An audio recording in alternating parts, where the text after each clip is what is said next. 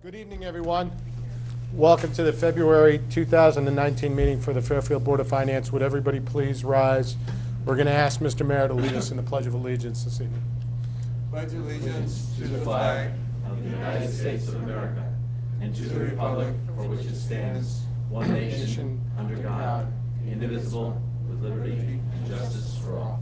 I'd ask everyone to remain standing. Sorry, those of you that sat down prematurely.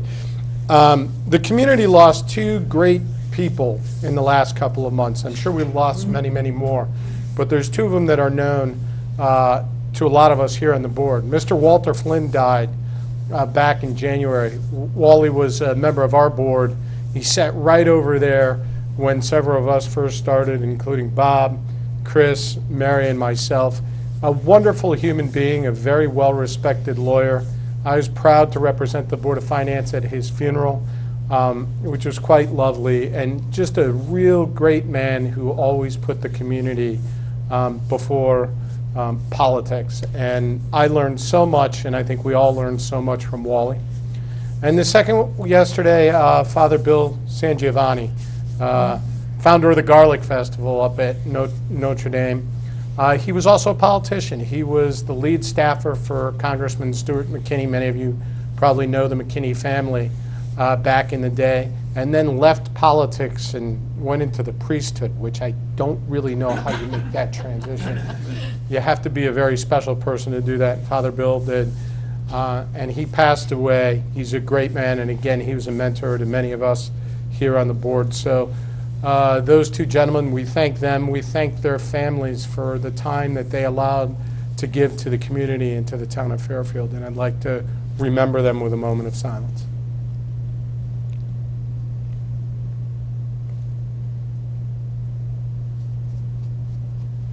Thank you very much. It reminds me that back when having two Flynns on the board was a challenge, and back in the day, Mr. Mayer used to refer to Wally as Mr. Flynn the Elder. I used to refer to him as Mr. Flynn the Better Looking. But he also, he gave us the one report in the Board of Ed book that we would look at. And he always said, if you look at this one page, you don't need to look at the other 400. And he was largely right about that. All right. Our agenda this evening, we're going to get an update on Penfield. Some information came to us last week on the FEMA reimbursement. Second item is a brand new item that has to do with senior citizen tax relief. We'll go into that. Then we have several items here that are non-recurring capital that the Board of Selectmen have already voted on, 3 items on that. Then we have an item on another one from the Board of Selectmen regarding the Southport and Post Road business districts. This is a long agenda tonight. We have another one about Stratfield Village Business District, and we have the last one, which is to acquire some property that the town would like to do. Any questions, comments, concerns from board members? Seeing none, we'll go to item number 1, to hear an update on Penfield FEMA reimbursement. This is not a voting item, this is an update item. How did this come about? Actually, this came through myself and Selectman Bateson. Some members of the community had come to us and said, are you aware of the fact that the reimbursement of some $3 million from FEMA for the Penfield project that was voted on several years ago has at present time been denied by FEMA, and we were actually not aware of that, and that is obviously a big issue, because if that money is not received back from FEMA, that money must be part of our bonding, and we must pay back those bonds. So Mr. Mayor, after receiving my phone call, I don't know who, I'm assuming he was involved, put together the letter, which is in our package, that's labeled to all town residents. A couple of issues on this. Number 1, when did we know that the 3.5 was in jeopardy? Number 2, when did we find out officially that that 3.5 was denied? And number 3, I understand that we have put in a response/appeal. So we would like an update on all these items.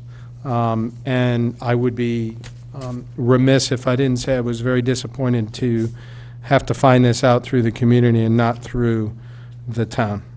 So go ahead, Mr. Mayor. Thank you, Mr. Chair. This is conversations to be led by the first selectman, who is accompanied by two of the consultants that worked on the project from beginning till now. So I'd like to call up Kevin Chamberlain and Bill Riley and First Selectman Tentro to the table. Hey, Bob, can you speak into, I'm not Sorry. understanding. Yeah, okay. I think I was looking that way and talking this way, yeah. Okay. Right. Thank you. So Bill Riley is the person on your right is with Wood O'Brien, international firm that we use to file originally to get the reimbursement from FEMA, and who's worked with us on the appeal as well. And Kevin Chamberlain, who you see on the left, was engineer on the project, who also helped us with the appeal. Appeal is 334 pages, and a lot of information in there that they're all ready to just discuss with you in detail tonight. Great, thank you. Welcome, gentlemen. Thanks for being here this evening. Please tell us what happened in the time frame of events. Certainly. Thank you for the opportunity to provide a bit of an update. I'm here with our engineers and consultants. I'm going to ask Mr. Chamberlain to give you a little bit of his background so you're aware of his participation. Thank you, Mr. Tetro. Again, my name's Kevin Chamberlain. I'm a principal with the firm of DeStefano and Chamberlain. We have one office here in Fairfield. We're a structural and architectural engineering firm. Some of you may remember, so we've been involved with the Penfield project since 2014, when the town engaged us to take the project from the post-disaster mode through evaluating options for what to do with the building, working with the Penfield committee, and ultimately designing the building that's on the site today. I'm a licensed professional engineer in Connecticut and numerous other states. Our firm's been in existence since 1981, and designing structures and foundations in coastal zones is one of our areas of expertise. Mr. Riley, if you would give us your background, please. Thank you, Mike. Yes, my name is Bill, common spelling, Riley. There is no common spelling, but my family spells it R-I-L-E-Y. I'm a managing director with Witt O'Brien's, the consulting firm hired by the town of Fairfield to assist it with its FEMA claims, and most recently working on the Penfield Pavilion claim and now the appeal. I'm originally from Connecticut. I live in a coastal community now in New England, a lifelong New Englander. I live out on Cape Cod in a little town called Harwich. I've been with Witt O'Brien's for going on 11 years. Prior to that, I worked for FEMA under FEMA Director James Lee Witt, and after that was a part of the 5-person startup team of another small federal agency called the U.S. Chemical Safety Board.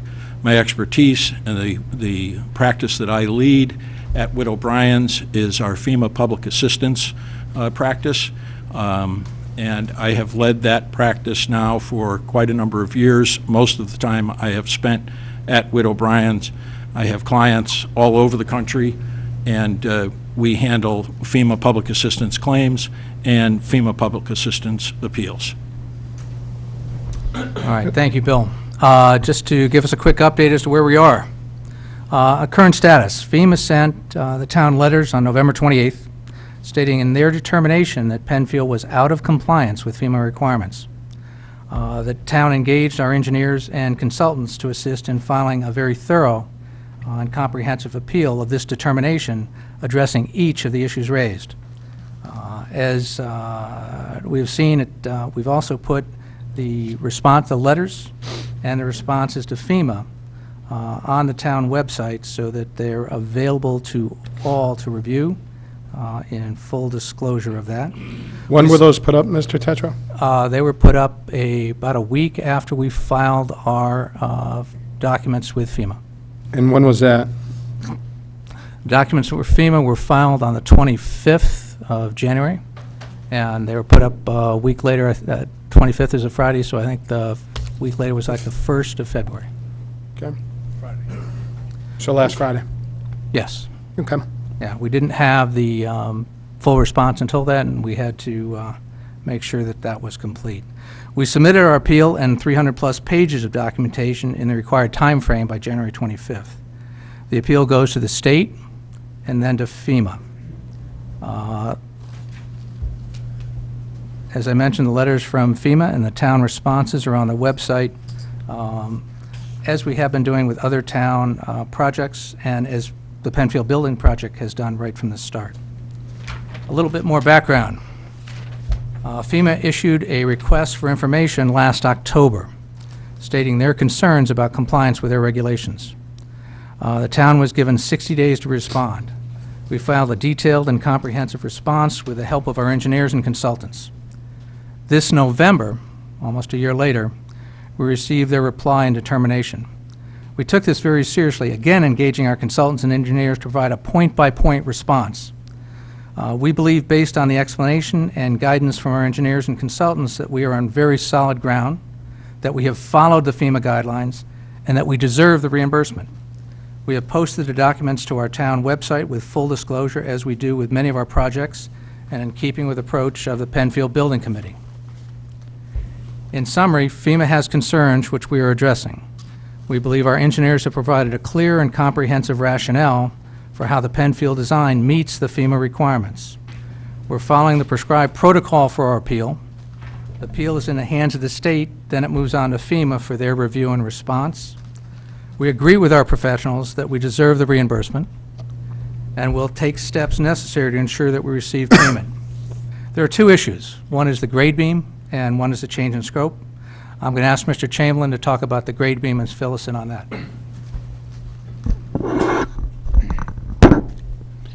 Thank you, Mr. Tetro. So as many of you know, the Penfield site is in what's called a V zone, a flood zone that has high velocity. So you're right on the shore, and the site is exposed to wave action during a storm. So buildings in V zones have to be designed in a way that their foundations are free of obstructions so that the water can pass freely under the building without damaging the building. And that's the basic principle behind how buildings in V zones need to be constructed. So on this project, we had a site that was fairly heavily modified and disturbed over the course of the last 100 years in many ways, both by man-made activity, numerous buildings built, torn down, rebuilt, replaced, together with regrading that had happened historically for development such as the parking lot, and replenishment of sands on the beach after storm activity. The site has experienced probably a dozen named storms over the past 100 years, and our contention when we first approached the project back in 2014 is that we needed to return it to what was the natural state, because that's exactly what it says in FEMA's guideline, Technical Bulletin 5, that the foundation should be set at or below natural grade. So how do we go about doing that? We didn't have any data points that were reliable in the immediate vicinity of the building because it was a very disturbed site.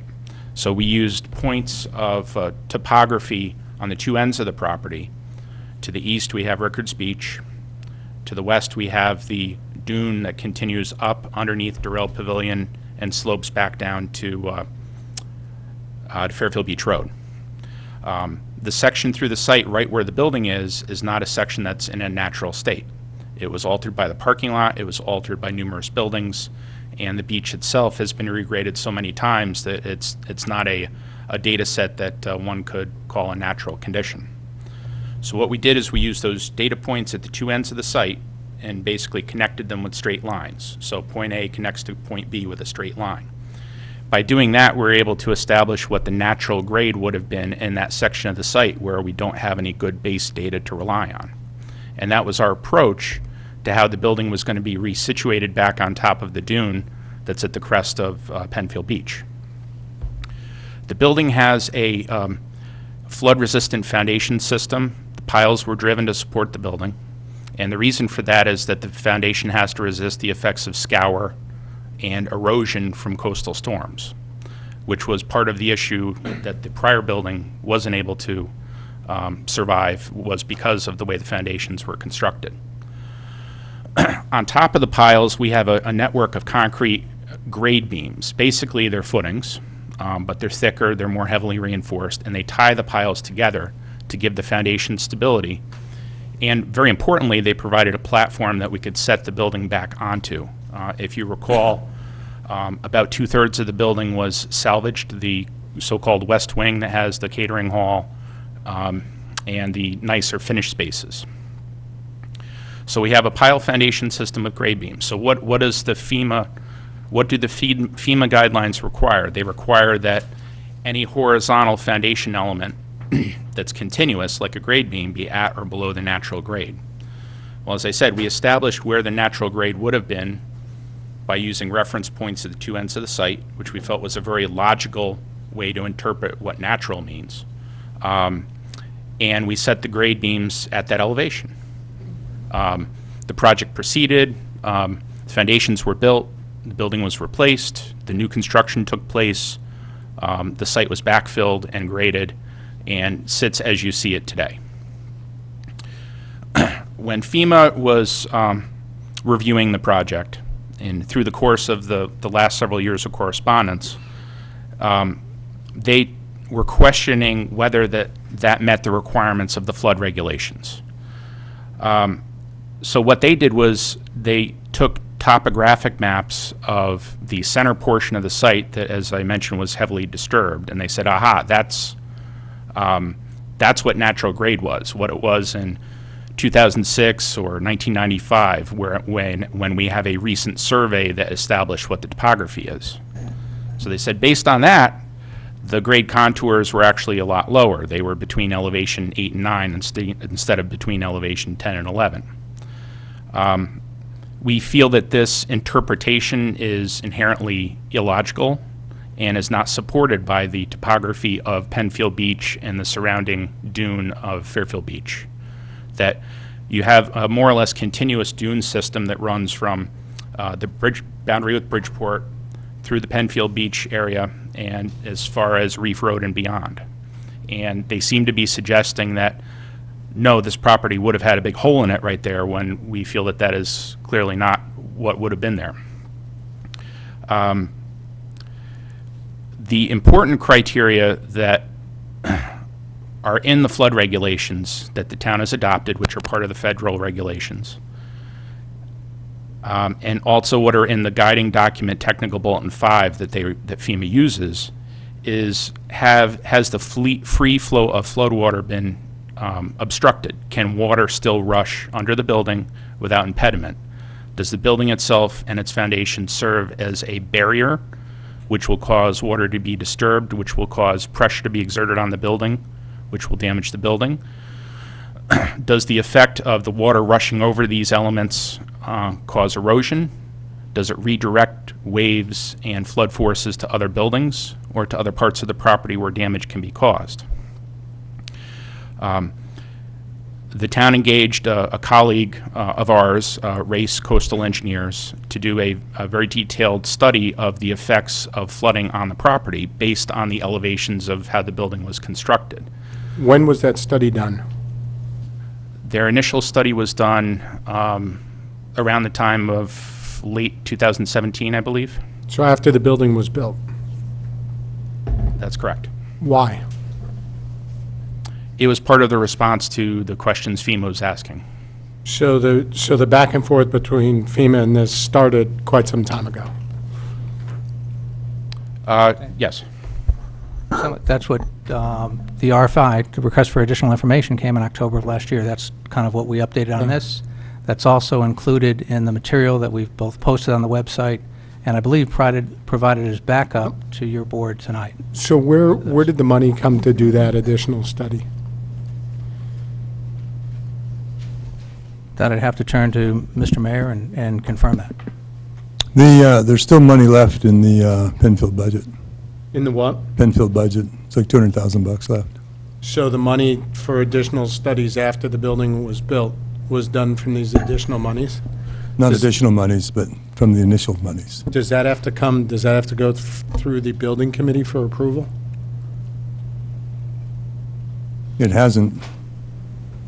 So the building committee hasn't, they've finished, signed off? I think they signed off and left. Left, that's the wrong word, but I think they disbanded, I guess would be the correct word, Right, so they wouldn't be involved. be involved. Okay, so the monies, and that's why I was asking about the timing, was, you know, we have these two gentlemen here, there's obviously been this request for additional information, as you said. There's now more money being spent, right, within the original budget, from what I'm hearing, but this has been going on for the last couple of years. Correct. Okay. There Yeah, is, Chris, much of that has been kind of a wait and see it. We filed the report response to FEMA late 2017 and literally waited till November of this year for their response. I just don't know, where does the building committee's responsibilities start and end, and where does their authority over their budget start and end? Because they've been disbanded, and now I'm assuming, we just said we did a 400-page response that went out last week. How did we pay for that? And I anticipate using the same funding source. Okay, so people are getting paid additional money to do I haven't that. received any invoices yet, but I'm anticipating that I Or will. you got, who did the study? Who did the response? No, Whit O'Brien was involved, and Chamberlain was involved. Okay, so that, gentlemen, I'm just asking, I'm trying to level set here, so don't take this the wrong way. That wasn't within your original scope of work, though? Is this additional funds that we're paying you guys for doing all the work with? Well, when we hired Whit O'Brien, certainly that they were hired to take care of all our issues relative to Storm Sandy. So it's within their original scope of work. So does that mean they're getting paid additional or not? Well, they bill by, it's hourly billings. It's So they not- are it's being not- paid yes, additional? Yes. Out of the building committee funds for this project? I don't think the building committee ever passed on any of the Whit O'Brien invoices. I What do you don't mean think they didn't went. pass on them? I'm sorry. I don't think they went before the building committee. I think they came out of the Storm Sandy fund. In other words, the building committee So only where are focused, their the building committee only focused on Right. the building. Right. Right? The Board of Finance passed two funding resolutions, one of Storm Sandy resolution for like $5 million or something, and another one for Penfield. Yes. And what we do in finance is we utilize those funds depending upon the project, and we allocate them to the project. So are you saying that the building committee is not going to pay the Whit O'Brien fee, that's going to come from the other fund?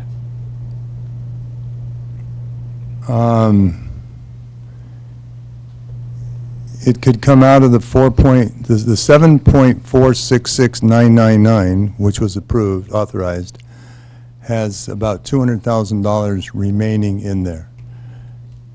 So when the invoices come in, I was anticipating crediting them, charging them against that $200,000. Can we get an accounting for both of those? Yes. Since we're hearing now that there's funds coming out of them now? Okay, and thank you. Mr. DeWitt? And then I'll go to Mr. Mattula. Yeah, just a point of reference. I've got some dates here. So RFI was issued September 30th. When did you start putting pilings in the ground? And when did we start building the actual new building? That would have been I don't have an exact date, but it was approximately mid-spring of 2016. Mid-spring. So when the RFI showed up in September, where were we in the building process? You said mid-spring we started. September, right? So let's call it April to September. May, June, July. It was 5 months later. Were we done when the RFI came in, or were we still in the building process? The building was not, Information you're talking about? Yes, RFI, yep. the building was not complete. The completion of the building was in the winter of 2017 when the certificate of occupancy was issued. So winter of 17. When did it start? Yeah, when did it start? Because it wasn't a whole year, was it?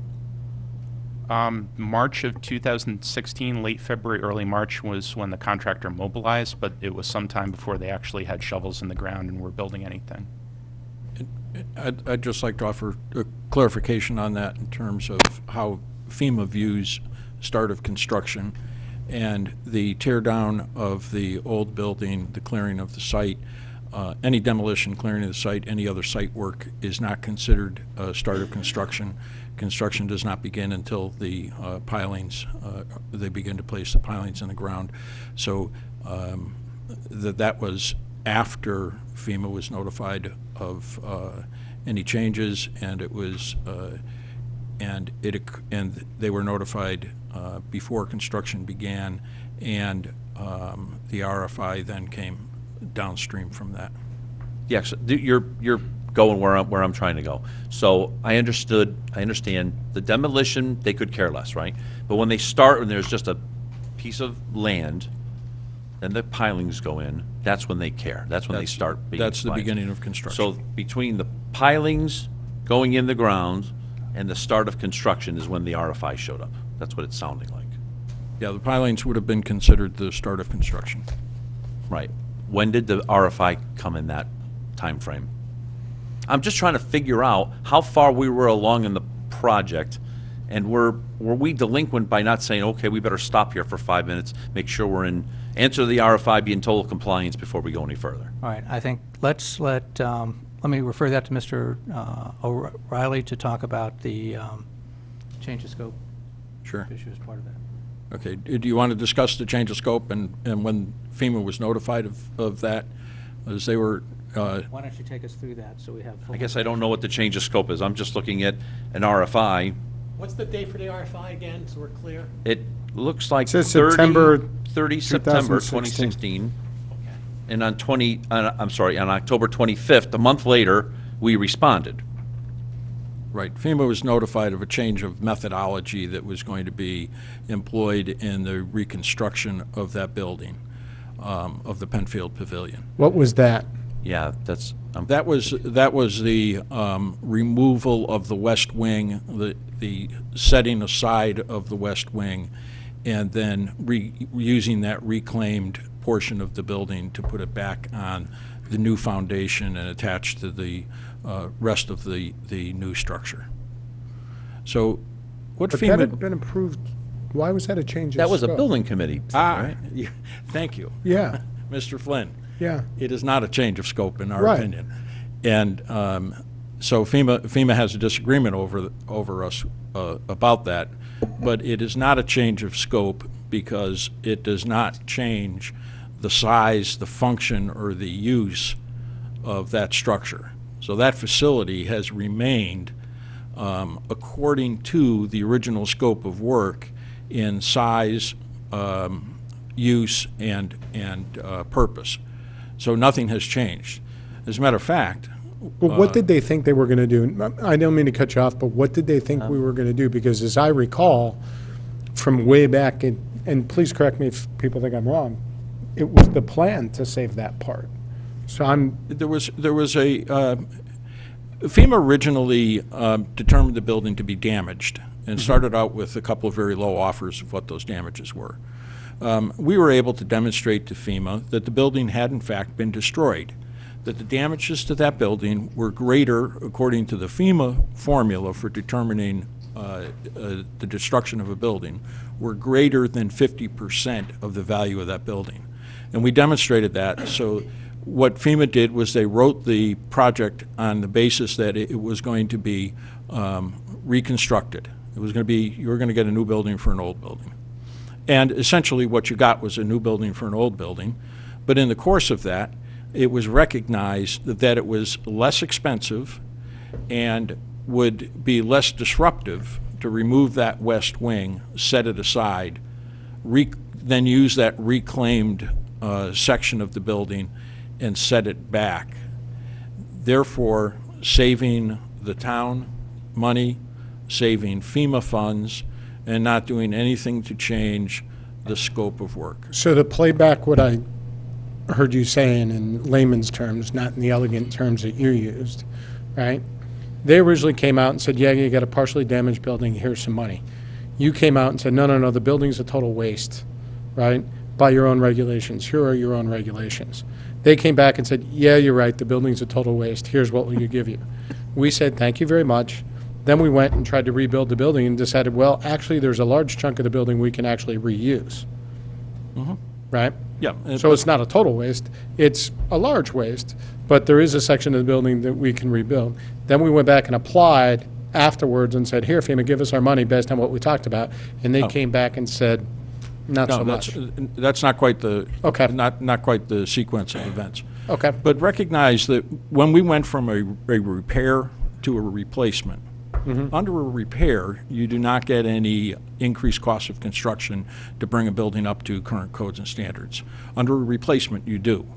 So we were able to demonstrate to FEMA, and that's where the additional funding, much I of the totally additional understand. funding Yep. came from, to increase the amount available to rebuild the building.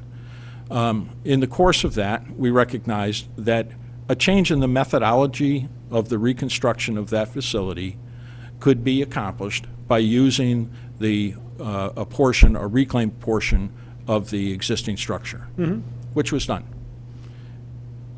FEMA writes the project worksheet on the basis of restoring a facility to its pre-disaster condition.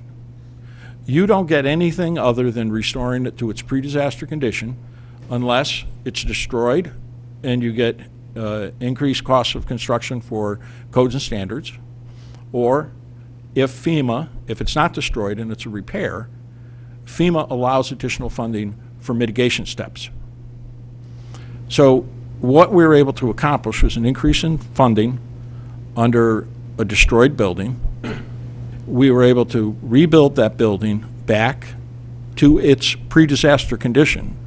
Its pre-disaster condition can be no more better demonstrated than by reclaiming a portion of that building and setting it right back in place. And FEMA cannot, in my mind, possibly have an argument in saying that you've done anything outside of the scope of the work because you've returned it exactly to its pre-disaster condition. FEMA is a reimbursement program. FEMA is not going to pay for more than the cost of doing that work. So it's not like they obligated the funds to the town of Fairfield that where the town was going to make a profit on this, because there's a limitation on it. So we don't see where there's, first of all, where there is a change of scope, because the scope is what the scope is. They rebuilt Penfield Pavilion back to its pre-disaster condition in the same footprint, the same function, size, and use. So I think there's little argument on change of scope. The only thing that could possibly come into this, when FEMA looks at a change of scope, which we don't agree there is that sometimes a change of scope would trigger an environmental review or a historical preservation review. In this case, the reconstruction of that building would have done neither. So there wouldn't have been any additional environmental review. There wouldn't have been any additional historic preservation review. So in terms of the change of scope issue that FEMA has raised, I think it's a non-issue. Mr. DeWitt, did you have a follow-up? No, I still have my original question. I'm trying to understand when in the process the RFI came. I work with the government all the time. Sure. The government sends me a note and says, hey, I want some information. It's never good. It's never, oh, just checking in. It's there's something wrong, and I want you guys to help me figure it out. So I'm curious, what did the RFI say? I'm not quite sure you guys can reuse this part of the building. So No, what did the RFI say, and when did it come? Because it appears as if it came in time. FEMA was notified by the town of Fairfield in March of 2016.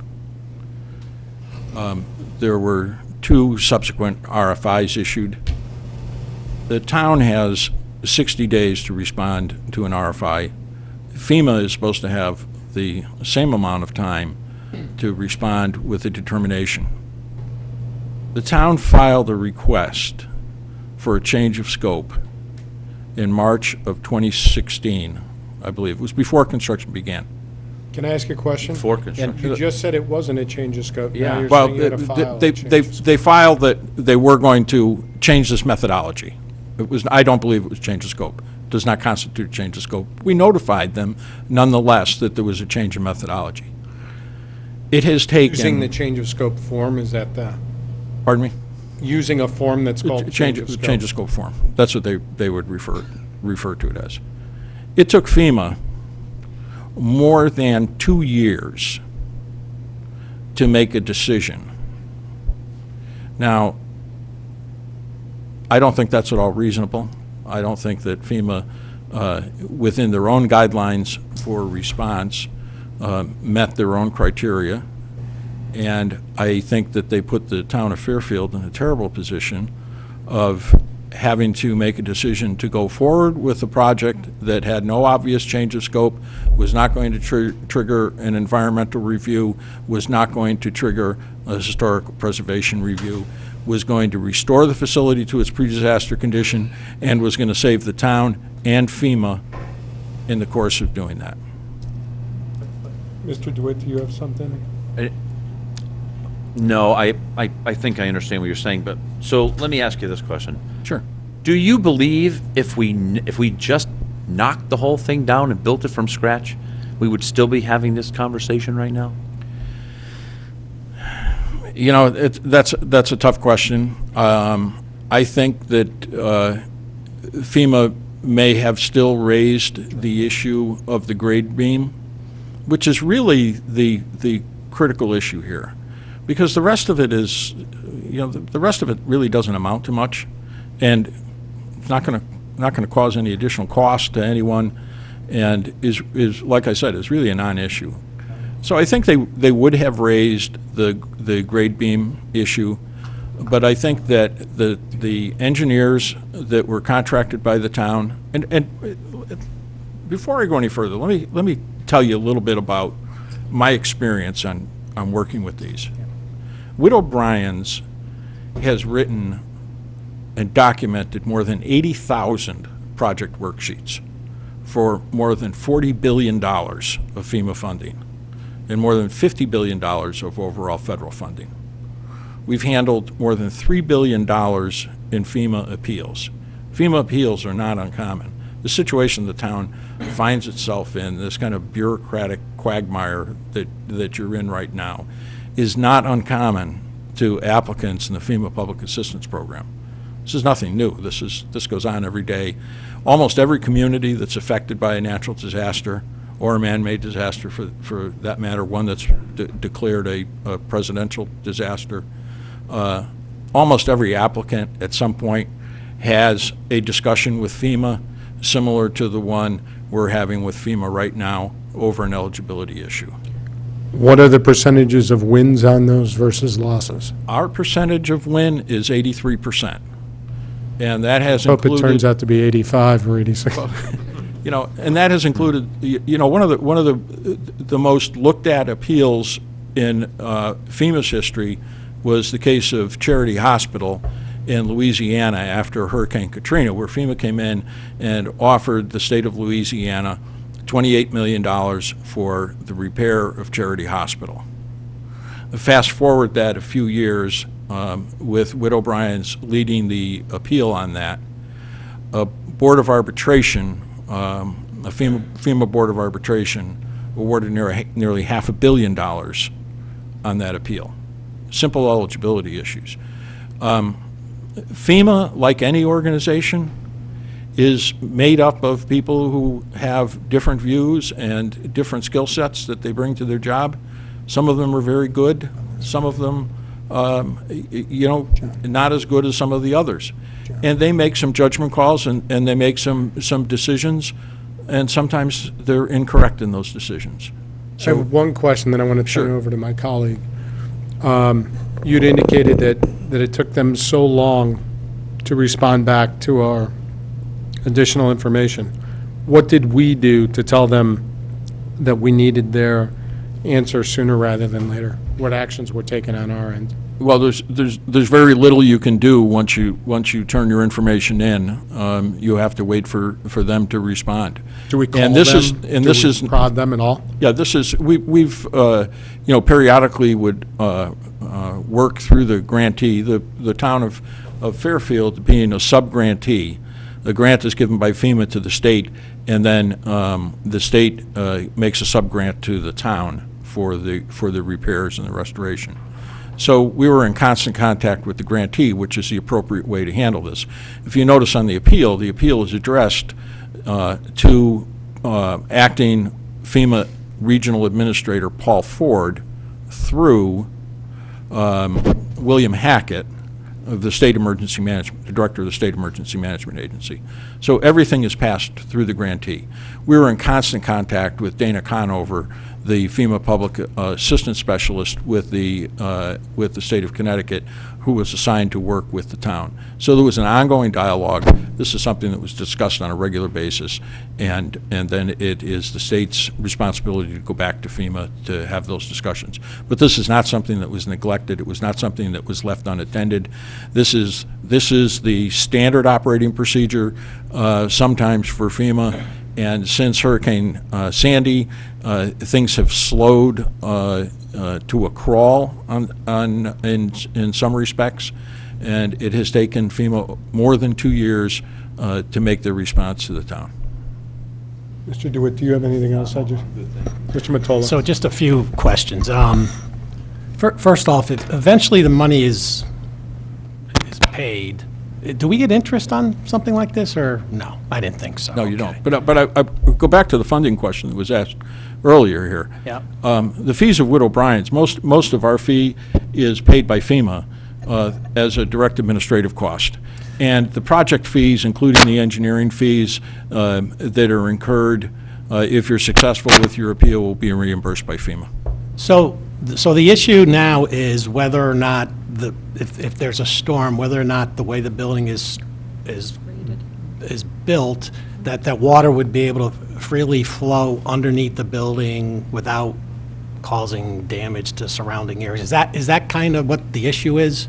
Yeah, and I apologize if my No, statements no. before were too rambling, No, it but wasn't. essentially that's what it comes down to. Okay. Is FEMA's contention is that because of where the grade beams are, they will form an obstruction. Our contention is that they absolutely will not, and that's supported both by the natural grade topography, the wave analysis and flood analysis that was done by our colleague Grace Coastal Engineers, by the other requirements in their technical bulletin 5 that they mentioned, such as having 2 feet of room under the building, which we have more than that we have the underside of the lowest structural member sufficiently elevated, which we do, and that there really are no consequences. So really what FEMA's regulations are after is, does this building constitute an obstruction? So the way FEMA's interpreted this is more of a gotcha kind of thing. It's like catching you on the letter of the language of their guidance document, where they really are ignoring the intent of their guidance document. Okay. So I feel that we made a compelling case in the appeal that the existing design will not cause an issue. And I would go a step further to say that I don't believe for a minute the town violated even the letter of the guidance document or the intent of the guidance document. I think that what has occurred here and what we have seen in many cases with other applicants is that FEMA has interpreted a guidance document in a way that goes beyond the intent of the guidance document, using language that does not exist in the guidance document, and that's what's happened here. So if you had a scenario where you were doing your measurements, and let's assume for kicks and argument's sake that if you had a question whether or not you were complying with the FEMA standard, this is the way we want to do something, we're not 100% sure, is there a process that you could utilize to first ask FEMA, we want to do it this way, but we want to make sure we're in compliance? Does that ever happen on a project, something like that, if you know? It's unfortunately, a lot of it is a very subjective interpretation that they Okay. make, and there's no help desk, so to speak, that you can call and ask those kind of questions. A lot of it comes down to asking colleagues or planning officials with the municipality what their experience is and what they've done in similar circumstances. When you say you said it's subjective, but it's not really subjective. You're using engineering and the best evidence, material that you Yes. have there to make a determination, right? Right, and I apologize. When I said subjective, I was referring to their guidance document. Okay. Because, You're not being subjective. You're using science and technology and engineering to try to Yes. comply with, okay. yeah, That's what so I the wanna problem make is that their guidance document is lacking in some basic definitions. So the crux of this one engineering issue is what's natural grade. That's a term in quotes. It's not defined anywhere in the guidance document. Okay. The enabling federal regulations don't mention it. Grade beams, which are a very specific part of a building's foundation, they're not mentioned explicitly except in the guidance document, and they get 2 sentences. So, and then it's a question of, well, does this guidance document that are written by the staff of FEMA, does that have the same effect as law? Or is it really that it's a way to convey to architects, engineers, municipalities that this is how they interpret law? Okay. And And then, go ahead. If I could, I would expand on that answer just slightly. And just what you were suggesting, is there anything you can do to kind of go back and verify and make sure that you're interpreting these correctly, or that you're meeting the requirements under the guidance documents and under the regulations? That's really what occurred when RacePoint was brought into the project to perform the modeling that they performed, and it validated exactly the position that the town had taken in terms of meeting the requirements under the regulations and under the guidance documents. And to echo what Kevin just said, these are guidance documents. These aren't regulations. They're not law. Yeah, They are but- simply guidance documents, and that's all. They do not have the weight of. Following up on his question, though, and I appreciate your answer, and thank you for the question. When you said, hey, it's actually what our guys just did, right? What the other guys just did, that was all after the fact, though. Yeah, but you have to remember that the original determination by the engineers and signed off by a Connecticut licensed engineer, professional engineer, had reached that same conclusion, and another set of eyes was brought in, and evaluations that are not required to be done were done to validate that original decision. And then- But it was after the building was done, is all we're saying. The they money had asked already for been it, spent. yeah. The validation, that second set of eyes and second validation was done after the building was done, Right. but it reaffirmed the original validation. I don't have a problem with what Yeah. they came up with, obviously. I'm just saying, by that point, it didn't matter. Right, they wanted it, so. Right, And then one time to go down follow-up there real and done. quickly, and I'm done. And I don't know who can answer this, maybe the first selectman. So our residents who live in the beach area, have many of them applied for FEMA reimbursement, and do we help them do that? We had about 79 or 80 residents apply through the program. Our planning and zoning team, specifically Jim Wendt, worked very carefully with them. Same kind of structure. The money to the residents came through the town of Fairfield. We were the grantee, they were the sub-grantee. So every single application that came through had to be approved by planning and zoning. Put the package together, we worked with the residents to do that. Then it goes up to the state, gets signed off on and approved, and then it goes on to FEMA from that standpoint. Then the approval process goes on from Have there. there been any issues, There are- something like we're this? still working with residents now Okay. to get FEMA to finish their review on this, and working with the state to make sure that they can get properly reimbursed. All right, I'm all set. Thank you, Mr. Flynn. Just Go to in Mr. addition to that, Mr. there have been FEMA denials as well.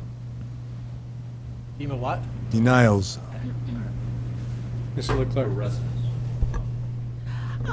So I have a question, like when we got the project worksheet and in the early stages of the project, did FEMA ever come out and like measure and come look at the site and, while we were first designing the whole project?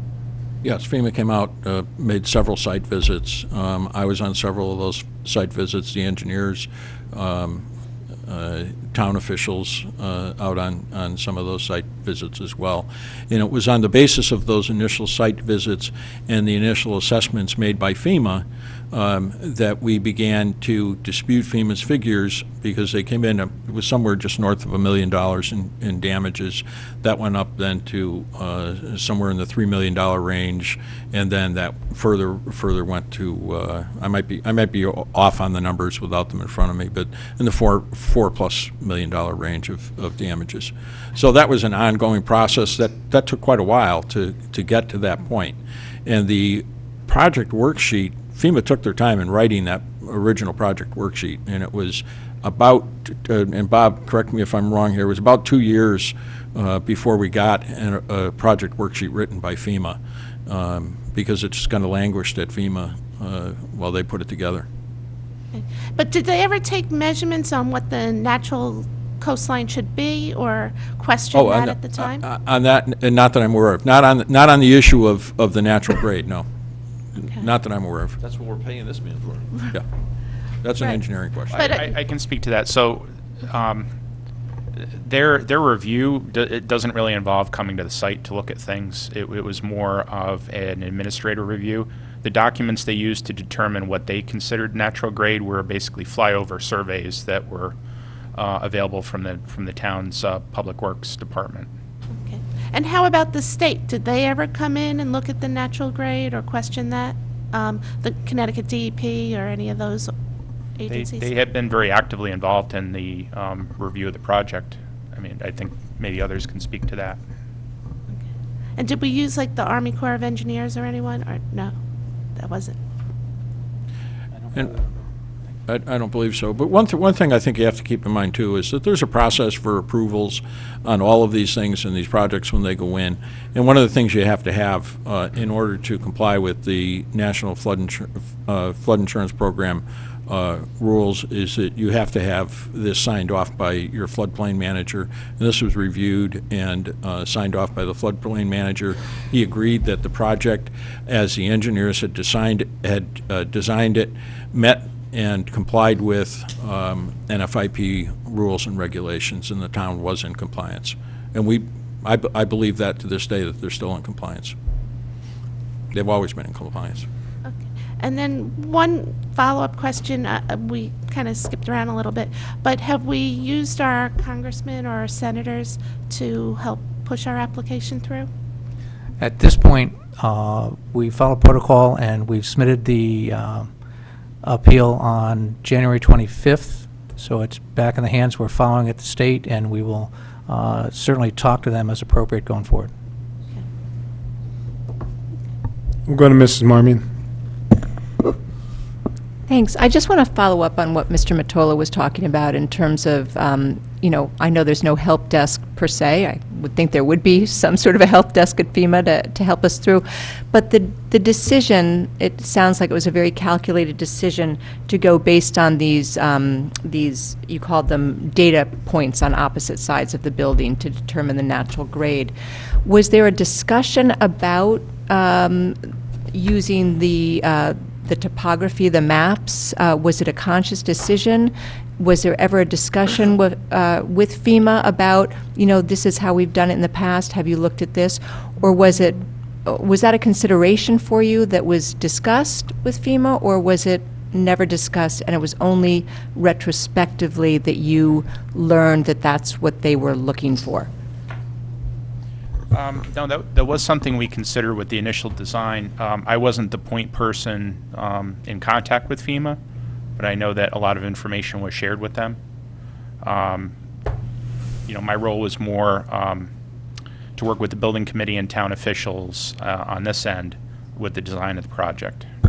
I guess, what I'm asking is, was it a surprise to us that this was what they were looking for versus what we went with?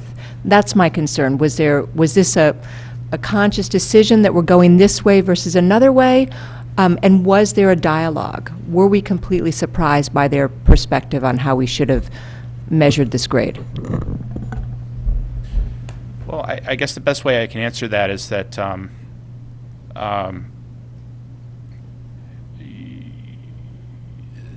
there certainly was involvement along the way from primarily from Connecticut DEP, where they were asking questions and we were responding to them and explaining how the building was designed. Was it a surprise that FEMA would interpret that the project was not in conformance? Yeah, I was somewhat surprised by that. Mrs. Marmion, if it helps, and this might not answer your question, but I reached out to a member of the building committee in the past couple days to have this conversation. And they were, number one, they just found out about this because we actually called them up and started asking questions of this person, and they didn't know that this had become an issue. That's first. And number two, once they found out that the issue was about the elevation, they were quite upset about it because, and you probably bear this out, they had actually raised the elevation of the building specifically to address FEMA concerns. And there were concerns, and I do recall this a bit, in the neighborhood about making that building too high and obstructing views. So the building committee, in their defense, made a conscious decision, I think, to go with probably your recommendation. I don't know that to be 100%. I don't want to put words in your mouth. But they made the decision to raise the elevation to what they thought was the appropriate standard to comply with FEMA. So the fact that now FEMA's come back and said it's not high enough, they were pretty ticked off by that and surprised by that had just happened. I don't know if that helps at all. Is that fair? There were a lot of things that the building committee tried to address, and height was one of them, both the appearance of the building from the neighborhood, Right. the view lines from neighbors, the idea of trying to, and again, although we had a basis for the design of the foundation and the grades under the building, there was a concern about the height of the crest of the dune and maintaining that under the building just from a neighborhood standpoint. Even though this building is not flood control, it was something that was in the back of the minds of a lot of people, and the committee tried to address that. And we did take pains to squeeze the thickness of the floor under the building so that it was both as high as FEMA required, but also no higher than possible, if that makes sense. Does. Mr. Chairman, may Yes. I ask a question of the committee? And that's, have you read the appeal that was filed with the state? We just got it in the last number of hours. I would recommend that you read that document. It gives a very logical, succinct description and response to FEMA on all of the points that they raised. And when you read through it, I think you'll come away, first of all, with a sense of exactly what we have presented here tonight, but also come away with a sense of how logical the argument is presented and how illogical the questions or the eligibility decision of FEMA is. No, I appreciate that. I'd recommend that you Yeah. look at it. Thank you for that. Of course, government's illogical, so we don't know where that's going to play I out. don't- But in fairness, and the reason we probably haven't all had the opportunity to read it yet is literally we found out about this issue about a week ago, all right? And documents weren't filed. Actually, that's not even true. Found out about it the day the documents were filed, because that's the conversation I had with Mr. Maris. I called him up to ask him, because I had been hearing about this a little bit. And he said, we actually just filed the document. So if the documents were filed last week, right, that's the day we found out about it. Okay. So, Thank you, Mr. Chairman. My question is for Mr. Riley, and thank you for coming before us. Thankfully, most of my questions have been answered. But just from an administrative standpoint, you work for FEMA. You've been on both sides of cases like this. So my first question is, of that 83% where, the appeal is positively settled, is it for 100% of the funding in question? Yeah, that's a good question.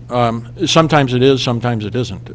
Sometimes you are able, oftentimes when FEMA issues an eligibility decision, it may have several parts to it, and so you appeal each of those parts and file them back with a single appeal, and they will award some and not award others. so how do you calculate your 85%?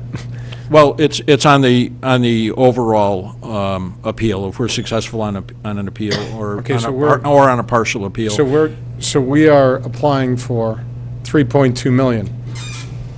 If we get $1 million, do you guys call it a success and stay you're up to 85%? Or is Well- it a failure and you're down to 80%? No, I don't think I don't think that scenario applies here, because I think that So this is all or nothing? this is pretty much I think what Now I feel better. FEMA's decision was to deobligate the entire amount of money, or recommend the obligation of the entire amount of money. So the appeal is not a partial appeal. The decision that they made relative to the eligibility is one we strongly disagree with, Right, but their decision right now is 0, is 0. So it's. and we're it's- appealing to the tune of 3.2. Right, so it would Got be it. very unlikely that there would be a partial decision on any of this. Okay, my second question is, it seems as if, at least on the FEMA side, this is subject to interpretation. I mean, I understood you said earlier, we didn't do that. You know, we followed clear guidance. Is there any consistency with who handles, either from, you know, on the pre-construction, construction side of the equation, or now the appeal? I mean, do you actually know, since you work for FEMA, who you're dealing with? And is it consistently the same team of people? Is it passed around for different Good question. judgments within the organization? How is that done? Well, let me explain how FEMA works when they come out after a disaster. They usually send a team of people out, and most of the people who work for FEMA are disaster reservists. So they will work a 30 or a 60 or a 90-day period of time, and then they're rotated out. In some disasters, they'll stay on longer. There are some people that will stay for a year or more. Generally, after 50 weeks, they rotate them out to a different disaster if they're more than 50 miles from their home, so they don't begin to incur taxes on their lodging and per diem. So you have a constant turnover of people who are working on the projects. You will start with one project specialist, and 60 days down the road, you will transition to a new project specialist. The files are lost. The continuity is lost. You have to start, providing duplicates of files on a regular basis, and this goes on and on. We've talked to some of your other neighboring communities and the experiences that they've had with FEMA. I think that they would echo that same concern, that there is a certain degree of loss of continuity, actually a significant degree of loss of continuity, particularly when you're several years into a disaster. And disasters typically take a very long period of time from the initial event to the final closeout. Hurricane Katrina was in 2005, August of 2005. Here we are 14 years later, and they're not anywhere near closing that disaster out or finishing with those projects. So yes, there is a loss of continuity, and you also have people within the regional office that rotate in and out from this region to another region to assist in other disasters. So they get pulled away and distracted and then come back again. So it can also be during this appeal process, not just the... The appeals are Approval. handled a little bit differently. The appeals are handled generally by an appeals staff. Now, they also do respond to disasters. They're supposed to respond within 60 days of the time an appeal is filed. So you folks filed your appeal within the 60-day time frame of receiving the eligibility decision. It then gets submitted to the state. The state reviews it and can make comment on it. And we're very confident that the state is going to support the town of Fairfield. I can't speak for the state, obviously, but I think we're very confident that the state will support the town of Fairfield in their appeal effort. And then they have 60 days to pass it on to FEMA. FEMA is then supposed to render a decision within 60 days of their receipt. That rarely happens. Thank you. Mr. Walsh? When did construction begin? Construction begins when the, I know when it begins. What was the date that we began it, putting the pilings in the ground? I do not have that date, sir. Do you have the date, sir? Mr. Chamberlain? I could tell you approximately, but I would have to refer to my records, which I don't have with me right now. Could you get that to us? Certainly get that exact date to you. I That want was to a know few what years the back. exact date of construction was. Yep, we Okay. can certainly get For that to under you. the FEMA guideline of putting a piling in the ground. That's what you said, correct? Yep. Correct. We can get that date for you. All right, thank you. Mr. Riley, how long have you been involved in this project? Since the beginning. Since the beginning. So you've been here all along throughout have. the entire Sandy process, all that stuff. That's correct. That's great.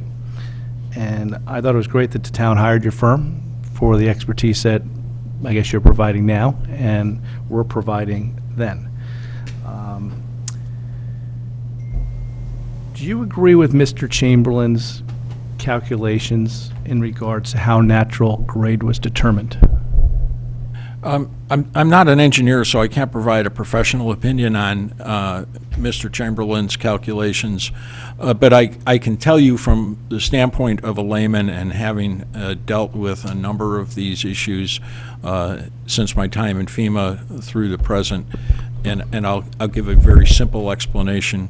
You have a dune here and you have a dune here, and there's a natural grade coming down the dune on either side, and there's a disruption in the middle because someone placed a building there and removed earth in order to place that building there. It seems logical to me that the methodology that Mr. Chamberlain used and the other engineers used to determine what the natural grade actually is was logical. Okay. That the dunes wouldn't slope down and then go like that and flatten, but that they would continue from one point to the other. Okay. I presume in all these, I think you said $40 million worth of projects with FEMA that you've done? 40 Your firm? 40 billion, billion. excuse me, 40 billion. That this is probably not the first time that natural grades become an issue during an appeal? I'm sure it's not. Okay. Does your firm have any, like, background on this, other than yourself? We have, To show that on past matters that have been appealed through litigation, what that determination has been, because it's clear as though the regulations and guidelines that FEMA gives you are confusing, because they're not very specific. At least that's what Mr. Chamberlain kind of said, that the guidelines are not very specific on how you calculate that, and there's room for interpretation. yeah, they were not specific to this specific instance. They are more specific on some points than on others. We have about 400 full-time employees at Witt O'Brien's. We have about 1,500 on-call reservists or temporary employees at any given time. We have dealt with disasters all over the United States and are currently leading the effort in the Virgin Islands, and have led the efforts for the states of Louisiana, Indiana, Iowa, Vermont, New Jersey after Hurricane Sandy. So we have a great deal of expertise in these matters. And Did that answer your question? not exactly, but I'll try to follow up. Okay. So, in a lot of the matters that you handle, I presume they're coastal communities, whether it be down in the Gulf, whether it be along the Florida coasts, whether it be along Georgia, North Carolina, South Carolina. And I take it that it seems to me that it would be odd that there wouldn't be some kind of determination regards to dunes. We're not the only place that is dunes and disturbances that might have happened in the middle of them, because we're dealing with buildings that have been destroyed and there's been disturbances. And does your firm have any information in regards to successful matters that you've litigated through appeal of Yeah. of how these calculations are made? Well, we've certainly dealt with an enormous number of coastal facilities on the Gulf Coast and up the eastern seaboard on a pretty regular basis. For me to try to recall one that dealt specifically with the elevation, the natural elevation of a dune, I cannot recall one. Hey, Jim, can I just ask a question about that? It's kind of like we're both lawyers, and a lot of times, if we're involved in a case and the facts are like this, we find a case that already happened where the facts are very similar, and so I think that's what Mr. Walsh is. Is there another similar case to this that you could look to and show FEMA, look, very similar, and you approved it this way? I guess kind of that's what you were Yeah, I guess what asking. I'm getting at, could you send an email out to the rest of your firm, and although you might not have that experience, Well, somebody else has litigated it through an appeal? Let me explain how this appeal was drafted. And I had a hand in the drafting of this appeal. I have a hand in drafting quite a number of our appeals. But the appeal was actually drafted by an attorney by the name of Bill Petrigo, who's on our staff. He's a retired corporate attorney and has been doing FEMA appeals now for about 15 years. That's all he does, is FEMA appeals. FEMA does maintain a database of first and second appeals. They're better on their second appeals than the database on their first appeals. And so he does, typically does a search of the FEMA appeal database. We also have a subscription to Westlaw, and we do a search in Westlaw as well for all relevant cases that might be out there. And we draw information from any relevant cases and include that information within the body of the appeal. Does that help? Yes. Okay. Thank you.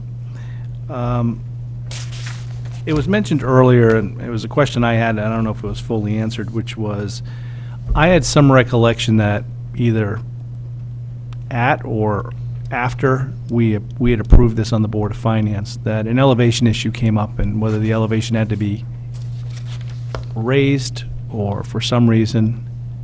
Can somebody give me background on that?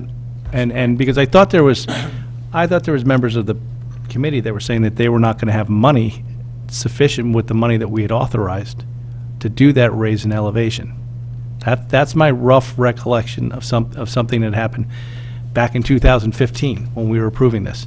So I'm flying a little blind. I just want to get educated on what that, now that this involves a questionable elevation, if someone could fill me in on what that issue was. Sure. Yeah, Okay. your memory is correct. There was an issue. So at the time the project was designed through its completion, the relevant zoning regulations, flood regulations, state building code, they all required the same thing, which is that the bottom of the lowest structural member be set to the base flood elevation. Okay. In the wings was coming a new state building code, which is now in effect and actually has already been superseded, that says you have to have a foot of freeboard above that, which meant the building would have had to be elevated another foot. So at the time this was designed and built, the building is completely in conformance to the codes and standards in effect. But there was a point at which there was a requirement for one of the grants the town had applied for, that in order to get that grant, an extra foot had to be provided. So that was presented to the building committee. It was pretty late in the process after most of the design work had been done. The committee studied it and looked at the fact that there would be additional costs, there would be a different design. The building being a foot higher would require longer handicap ramps, more stairs, more expense, more disturbance, and they voted to not do that. And it was not a requirement. It was just a condition of one of the grants that the town actually then just had to forego. Great. Then that refreshes my recollection, and there was about a grant that really wasn't worth the money to be able to redo everything over it. It was a condition of a HUD CDBD Yes. Yep. DR, CDBG DR grant. Yes. Thank you very much. Under this page that we received in our materials called Frequently Asked Questions, question number 4, why didn't the town make adjustments when Connecticut DEP first raised the issues? There's 3 reasons listed. And the first one is that the engineers assured the town that the project was compliant with the FEMA standards.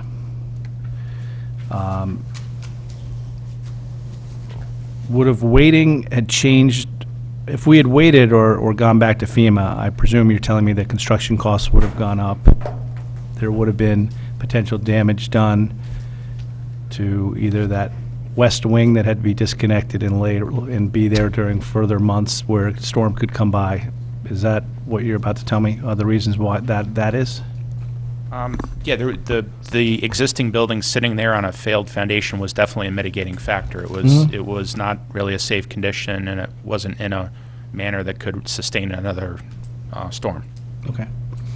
And then the second point you state is, by that point, all the drawings were completed and the project had begun. If we had stopped it at that point and waited for a FEMA answer or got them the requested documentation, would we have been able to get reimbursed for those additional drawings and things from FEMA? I believe you would have. Okay. Once again, it would have just been your fear of a storm coming in to damage the building and/or the west wing that was sitting in the driveway? I think that would have been the biggest consequences. By that point, the west wing was in the parking lot, raised up on cribbing and a pile of fill. So it was although it was stable as a temporary condition, it wasn't something that could be left for a prolonged period of time. Okay. There's also aside from the issue of potential additional damage to the reclaimed portion of the building that was going to be reused, the site itself would have remained a liability and an unsafe site. But beyond that, and this goes to the heart of the FEMA Public Assistance Disaster Grant Program, is that it is designed to provide for economic recovery of a community. And economic recovery of this community could not occur until Penfield Pavilion was placed back the way it should have been, generating revenue again, opening the beaches, and providing the one of the most vital services to the summer economy that this town has. So that's a significant, and that's something that FEMA looks very closely at. I understand, Mr. Riley, but you have to understand that from our side of the fence too, that if we're not successful in getting the $3 million, that's a major financial hit to this town. Understood. Okay? So I appreciate that, and we had to live with that, and we all, this whole community uses the beach, and that's one of the reasons why we're trying to do a great job in restoring it, all the bodies. But if we don't get this money, it's going to be a major problem. Okay.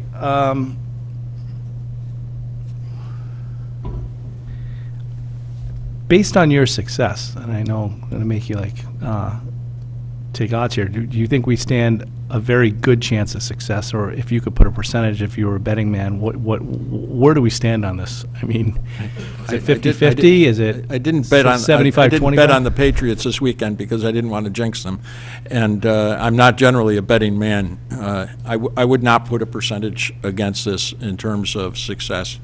I would say that the appeal process is a two-step process, and that if there is not success on the first step of that process, there is generally better success on at the second level, where it's decided at FEMA headquarters rather than at the regional office who made the original determination. And that was it was a good carrying point, because that was going to be my next question. So the initial appeal process, does that go back to the same person, team, or office that made this original determination?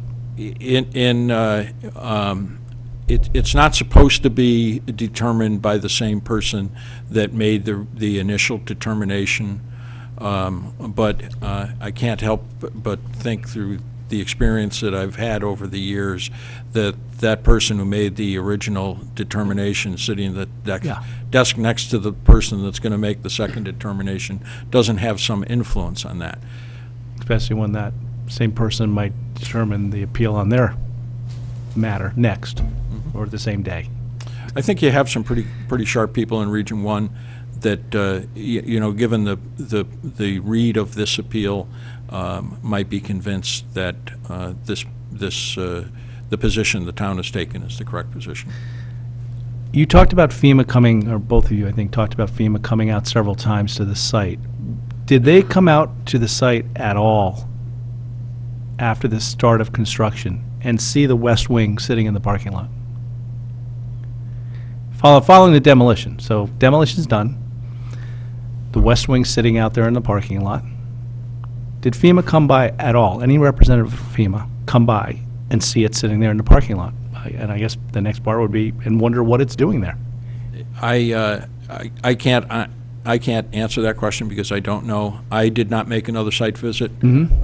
Typically, when I made a site visit, someone from FEMA would be there. I do believe, but I can't be certain, that the grantee was out several times and I know the grantee was aware of the situation.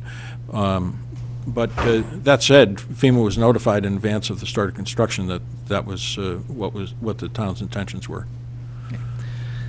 Thank you very much, gentlemen. Now I guess to either Bob or Mike, what's the amount of bonding that we have spent on this project? We have bonded the town portion. We have not bonded the anticipated approx $3 million that we are anticipating recovering from FEMA. So I presume the people that are due those funds for the reconstruction have been paid. Correct. Who have they been paid by? The town, So where do those funds come from? the town. I don't understand the question. We bonded the whole thing, we received the funds, we're No. paying No. out, or we haven't bonded it yet, We bonded the 4 million, right? have not bonded the 3 million. Used town funds for the 3 million. Which account? We only have one general cash account. Basically, from an accounting perspective, Yep, you have a due from the town general fund due to the capital fund. And then when the 3 million is bonded and the bonded funds come in, then the capital fund pays back the general fund. And thank you, because you just raised something. Mr. Walsh, do you mind if I jump in on a technical accounting question here? So you have a due from FEMA, in this instance, the state. no, due from the general fund. Okay, but, Excuse me, due from the capital fund. right, and you have do you have something on the books due from the third party? No, Nothing's on the books, nothing. okay. Nothing disclosed in footnotes or anything? I don't think so. I would check, because this would be a subsequent event to your financial statements, Doesn't impact the general fund. okay? Don't we do it in total as well? There's yeah, the front of the CAFR has the government fund, which is all inclusive with all, Correct. and I can't recall, in fact, when I passed out, you guys have your No, that's what CAFRs made there. me think of it. Well, But here's the that's total what you capital for, You gotta do I doubt if from- it'd be, You got a due from the material. general fund, but the general fund should have a due from a third party. right? no, Which is- the capital, the general fund has a due from the capital fund. The capital fund has it booked as revenue. That revenue will come from FEMA or issuance of debt. Correct. Thank you. You said it more eloquently than I. But to the extent that there's just financial statements out there saying that this is due from the third party, No, there's nothing due from the third party. there's nothing due from the state through FEMA, Correct. Nothing recorded. nothing reported, Recorded. and therefore reported. Yes, sir. Exactly. Okay. The 3 million we're gonna show up, where does it, how does it come in? When we bond, we get $3 million. Can you check this? Yeah. Get back to me? Sure. Mr. Walsh, my apologies. I No just problem. wanted to, since we did get the financial statements tonight, I was concerned. So the amount for this project that's currently in the waterfall is 3 million, Zero. zero.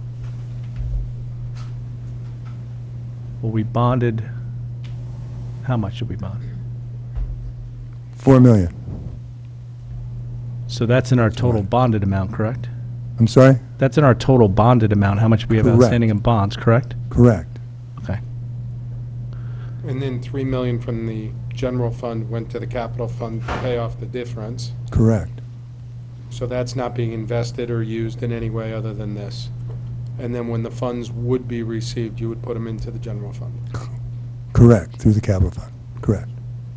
I don't understand how there's not a due from out there. It's, yeah, one thing you learn when you go to work for the government, accounting's a little bit different. Okay? Any So other- basically, we're just losing interest on that amount of money, Correct. the $3 million that was taken out Well, we're of not the- losing interest now because even if we, well, I mean, I don't know, depending on upon, to say you're losing interest, you have to make an assumption on the date that you would start losing interest by, which would be the date of the FEMA reimbursement. Which, so had FEMA paid us $3 million before now, if you want to make that assumption, then yes, between that assumptive date and the current date would be an interest loss. That's a correct statement. Mrs. Leclerc, do you have Mr. a I just follow-up? want to follow up to that. I just wanted to ask if our appeal is denied, Can we resubmit and file as a repair and get the lesser amount? You could, no, you couldn't, but you could file a second appeal to FEMA headquarters in Washington. I think she meant if that was Yeah. denied. If all our appeals, right. If this appeal is denied, it won't be on the basis, I don't believe, of whether this is a repair or a replacement. It's going to be on the grade beam. I speak frequently with the state on this, and the grade beam is the issue. What, the grade thing is what? The grade Grade beam beam is is the the issue. The height above ground. Okay. The height. Yeah. The foot, the free flow. The state was also surprised when FEMA denied, I was told. So did the grade actually change once we started the project, or just the way we reported it? That's what I was clear when we first were talking about. So when we initially had the state, filed the worksheet and everything, was that the grade we filed all our reports for? Or did it change somehow after we started discussing it with FEMA? I don't know if the actual footage was in the PW or just it said base flood elevation. I'd have to refer to one of these gentlemen for that. Yeah, Kevin, you jump in if I'm not accurate here, but I think the question here is what the natural grade is. And the natural grade did not exist under the footprint of the building, because that footprint disturbed what would have been the natural grade. So then you have to go back and calculate what the natural grade would have been, and then conform to the guidance based on what the natural grade would have been. So you make an estimate of, or you make a determination of what that natural grade is, and I think that, from everything that I've seen and read, the engineers did the correct thing, and that was validated by the second set of engineers, that they did the correct calculation as to what that natural grade would be. That grade had been disturbed by the original Penfield Pavilion, which was built Right. around 1900, or back early part of the 20th century. And so you then have to try to reconnect the dots and determine what the natural grade is. Okay, but did we ever change our calculation of that, or right from the very beginning, we thought we computed it, we calculated it, and then we That's a Plan the question for the project engineer. Well, at the time that the project worksheet was being prepared, the town hadn't hired an architect or engineer to design a new building. Okay. Because there was a lot that was weighed and discussed and voted on by the Penfield Building Committee before we got to what's currently there, as far as the size and shape of the building and the function of the building. And some of you may remember, a lot of discussion from the community about whether there should be a pavilion, should it be as big, should it be bigger, should it be smaller, do the lockers get rebuilt? So at the time the project worksheet was done and submitted to FEMA, there were not complete drawings, because that was before an architect was hired. okay.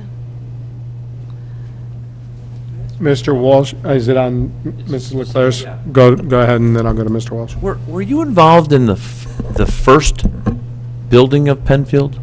The original building, after our 100-year-old building? No, the one that was built in 2007. Yeah. And then 2010, the other Yeah. half was built. No, I was not. Do we know how we calculated the grade on that building? Because that was FEMA compliant as well. FEMA changed the heights between Building 1 and Building 2, I remember that. But do we know how we calculated the grade in the original building? Well, that building actually lowered the grade a little bit, because in order to put the floor where they had it, which was actually a lower elevation because the flood mapping hadn't changed yet, the flood mapping didn't change till 2013. Right, yep. They had to level and lower the sand under the building in order to get all the floor construction to fit. So that wasn't But a there's still natural a grade. determination of grade, right? So you took two high points, you connected the dots, you said that's grade. Correct. They had to do that on the original building. Well, of course, they didn't really even have to address that issue, because they didn't put piles under that building. They just had spread footings, and those are the There were footings. that- pilings in it. No, there wasn't. There were pilings. No, there wasn't. Because they were undermined. No. Those were footings. Those were footings. Those Not pilings, footings. were concrete piers sitting on a footing that was 3 to 4 feet below the sand. That's all that was there. There was, I have one correction to make.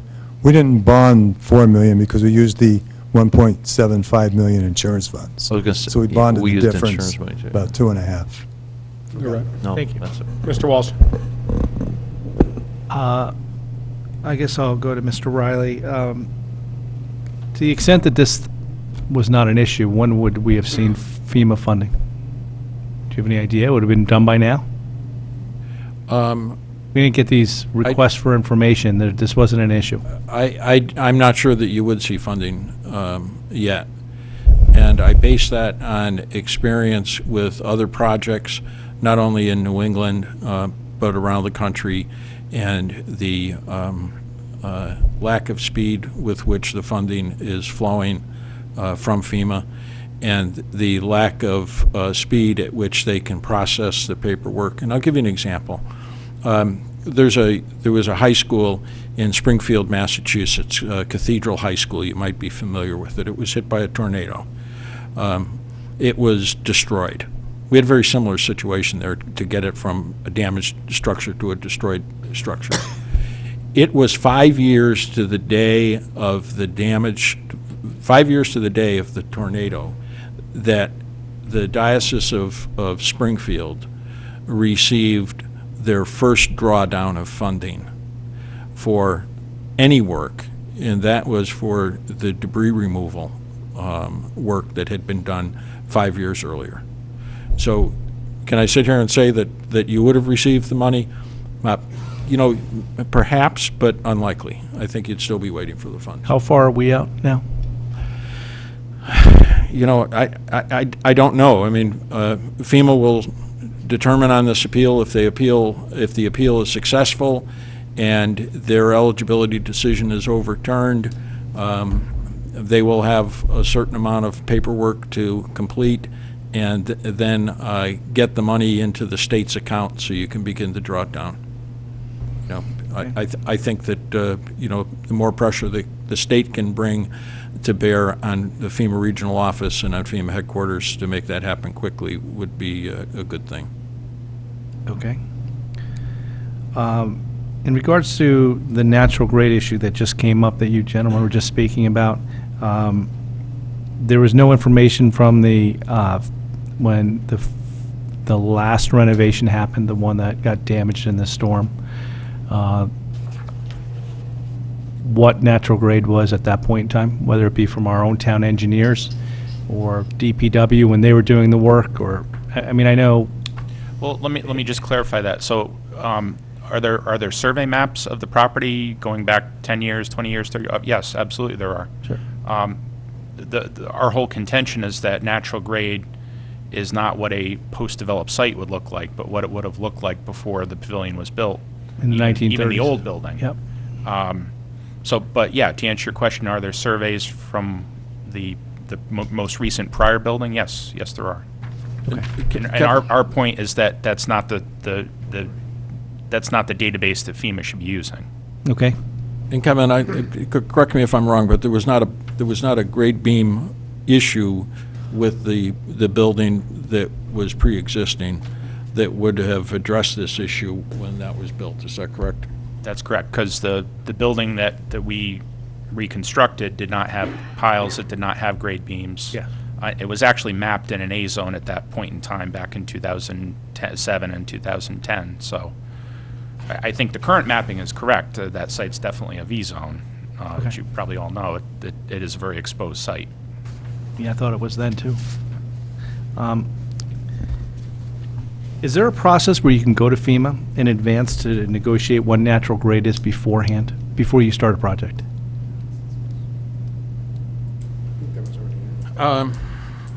Is there a process by which you can ask them, if you don't have the resources yourself, to Yeah. determine those things. You have a building that was You can- built between 1900 and 1930, probably closer to 1930 originally, probably when the site was probably first disturbed.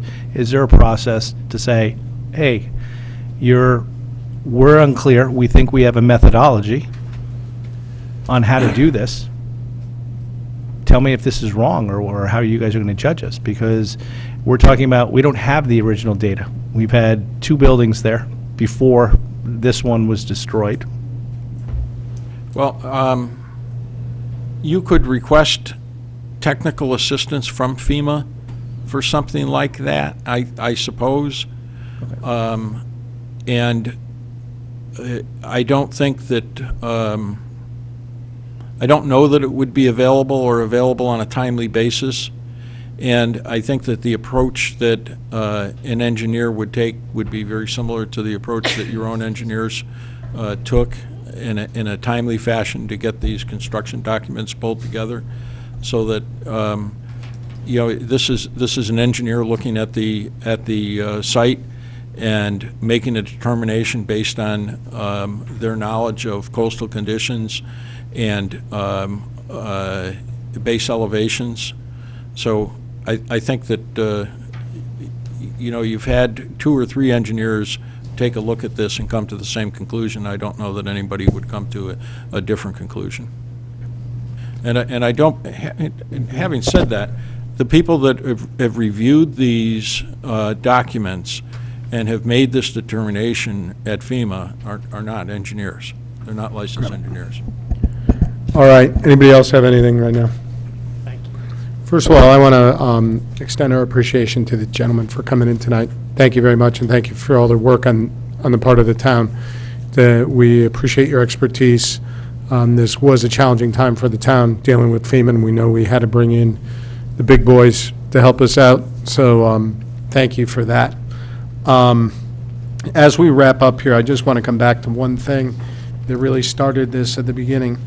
Well, I hope we get the funds, and I hope it gets resolved relatively quickly, although I have my doubts that it will be based on what the gentleman said. I want to point to the last item on our agenda. That's on our agenda every night, every time we meet.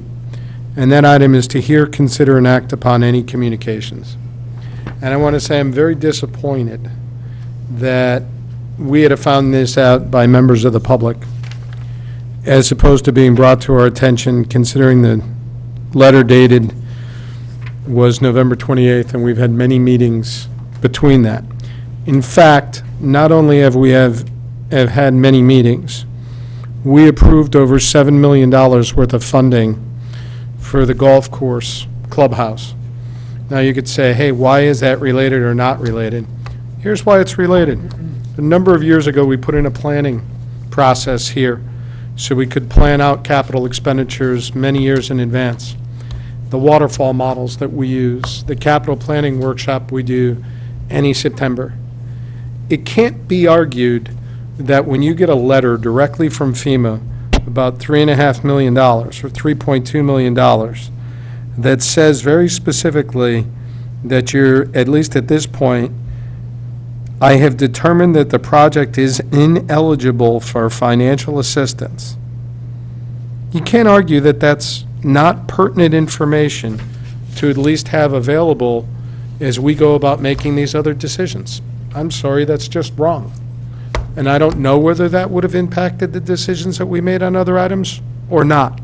But the fact that we weren't given the information is not appropriate. I'm sorry. And I'm just not happy about that, and happy that we had to get it from the public.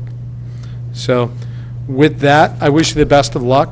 I hope we get an update on this. What's a time frame, do you think? I know you have no idea, right? You're not a gambling man, I know. But do you think, is this a 3-month, a 6-month? Yeah. 6 years? Yeah. You hear back, you hear back. They have certain timeframes within their, they're supposed to operate within. They don't generally stick to those timeframes. It's anybody's guess.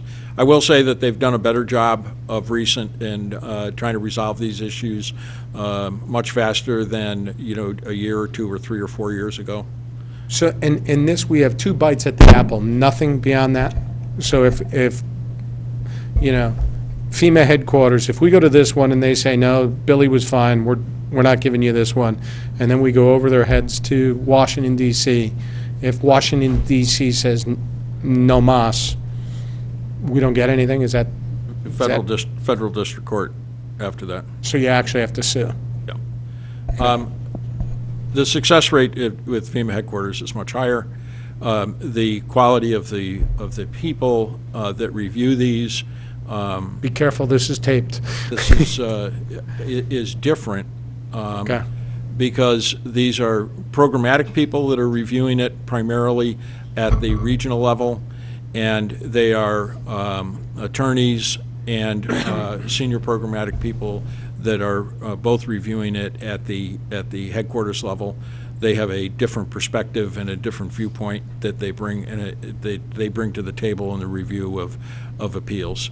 And generally, you have a much higher success rate with the second appeal than with the first. Thank you.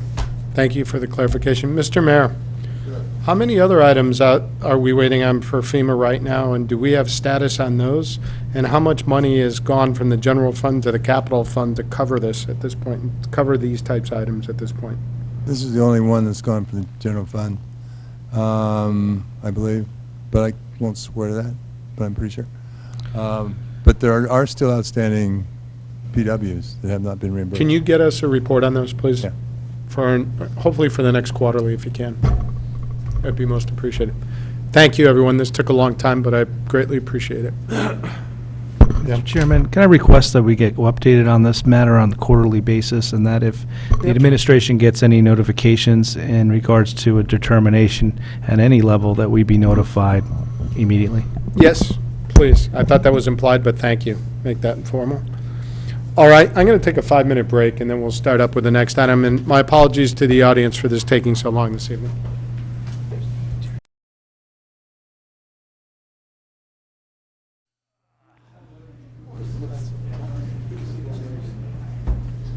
All right, we're at item number 2. Don't worry, the first one only took 2 hours. To hear, consider, and act upon the following recommendation to the RTM regarding the Senior and Disabled Persons Tax Relief Ordinance. Amendments to Section 95, Article 3 of the Municipal Code of the Town of Fairfield, enacted by the Representative Town Meeting on September 23rd, 2013, February 23rd, 2015, and May 29th, 2018 are hereby ratified and approved. Let me touch base, let me put this into context. So you guys will all recall that at our last meeting, we had a very lengthy discussion, not unlike the one we just had, about proposed changes to senior citizen tax relief. And it was really just a heads up to our board, because since we've been on the board, we have not officially taken up this topic.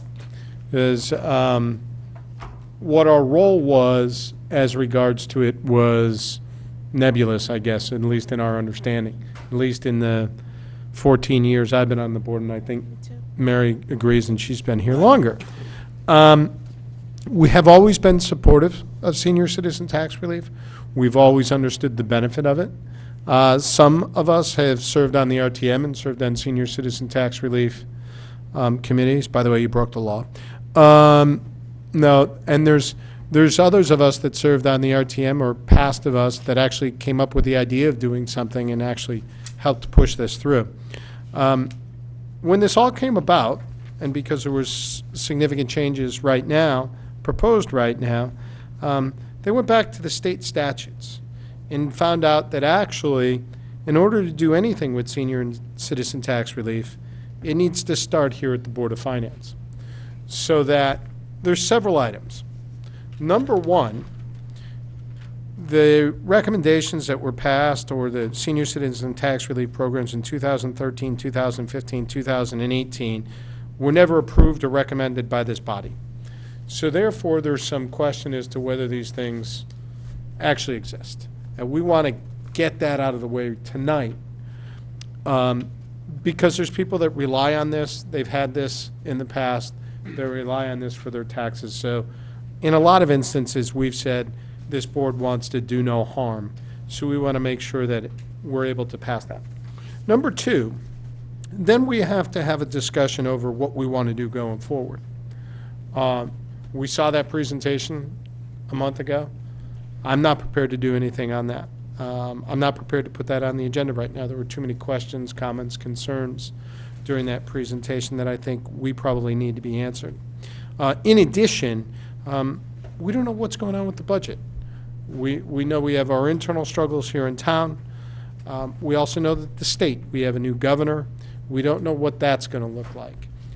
We also have the federal government changes in tax rates that are going to start hitting people, or not really in rates, but in deductions, that are going to start hitting people in March and April. And we don't know what that all looks like. There's too many moving pieces right now. So we're going to delay action on anything related to that. And we're just going to focus on making sure that we do no harm as it relates to the programs that had already been administered by the town. Namely, the program that was approved by the RTM in May of 2018. Does anybody have any questions, comments on this? Mrs. Marmion, you have your hand halfway up, so go right ahead. It's up. So just to clarify on, I understand what you're proposing in terms of doing no harm. Yep. And in terms of moving forward with the presentation we heard at our last meeting for the future, do you have sort of a timeline in mind of when we might then review what was put forth? Because we now, I understand, have to make a recommendation. So you're proposing after the budget season, after we kind of figure out what's going with the state, we would then ask members of that committee to come forward and present it again, and we would have a discussion, or would we simply put it on the agenda and then make recommendations? Quite frankly, I think there's several points to that. Number one, this morning, Ms. Vigera reached out to me and said, could we get together and have a cup of coffee and talk about this? And my response was yes, but quite busy right now, but yes. And secondly, I think we need to have a discussion here at this body first. And we all need to get on the same page. As to this senior citizen tax relief program, what are the objectives? How do we measure the objectives? How do we know whether it's being successful or not? Right? What should we be doing in light of the new information we have after the budget season related to budget increases, tax impact at the federal level, the reimbursement at the state level? All of that, I think we're going to be in a much better position this spring to say, if we need to make a recommendation, I think we need to put a charge with that recommendation and say, this is what we believe the objective should be. And by the way, I don't think that just has to come from our body. That could be working with the Board of Selectmen. I mean, we have to officially make the recommendation. I understand that. But I think we need to meet with Mr. Mayor. I think we need to talk with the Board of Selectmen. And I think we need to then come up with what our recommendation would be. And then they can go about putting together their committee and taking what they want from their current recommendations and putting something together more palatable that we can all live with. But right now, we didn't particularly care for what we heard last week or last month. And we have too many moving pieces for us to move forward. Yeah. Mr. Yep, Mottola? I agree. I think if we do something, it should be with the goal of doing it for the next Agree fiscal with that. year. And that gives us time. Yeah. But I don't disagree with what you're saying. There's too many moving parts right now. We'll be in a better position to assess this after July 1st, I hope. Yeah. Mrs. Esma, did you have your hand up? Yeah, thank you. Does this program naturally have some trigger, over some period of time for which it's reassessed? In other words, is there some mandate that it be done, or is it just when we feel circumstances have changed and we want to? So in the past, they've done it every couple of years. But that's not something that we necessarily recommended, nor is it something that maybe we do or do not want to recommend.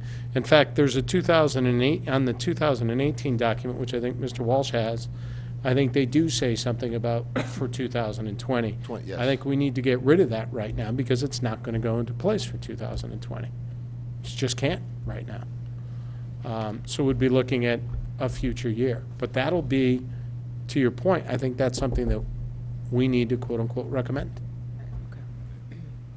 Anybody else? Yeah. Mr. Walsh?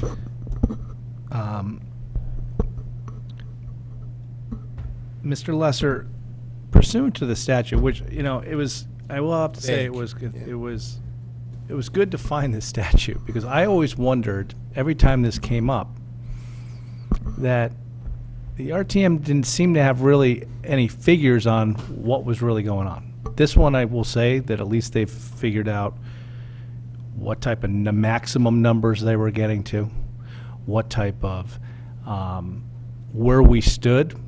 We're currently the third best senior tax relief in the state of Connecticut, even though we're the 16th wealthiest. The one we were presented said we were going to go to the second. We do put the highest number of dollars of all towns in the state of Connecticut into our program. Yep. I don't hear you. No. Which isn't necessarily a bad thing.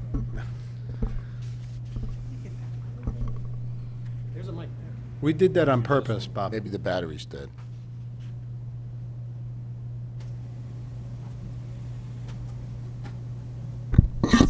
So I wanted to say is, whoa, that's different. Minor clarification, the material that was presented as the highest in the state, but it was really the highest of the select communities that she had. That's not what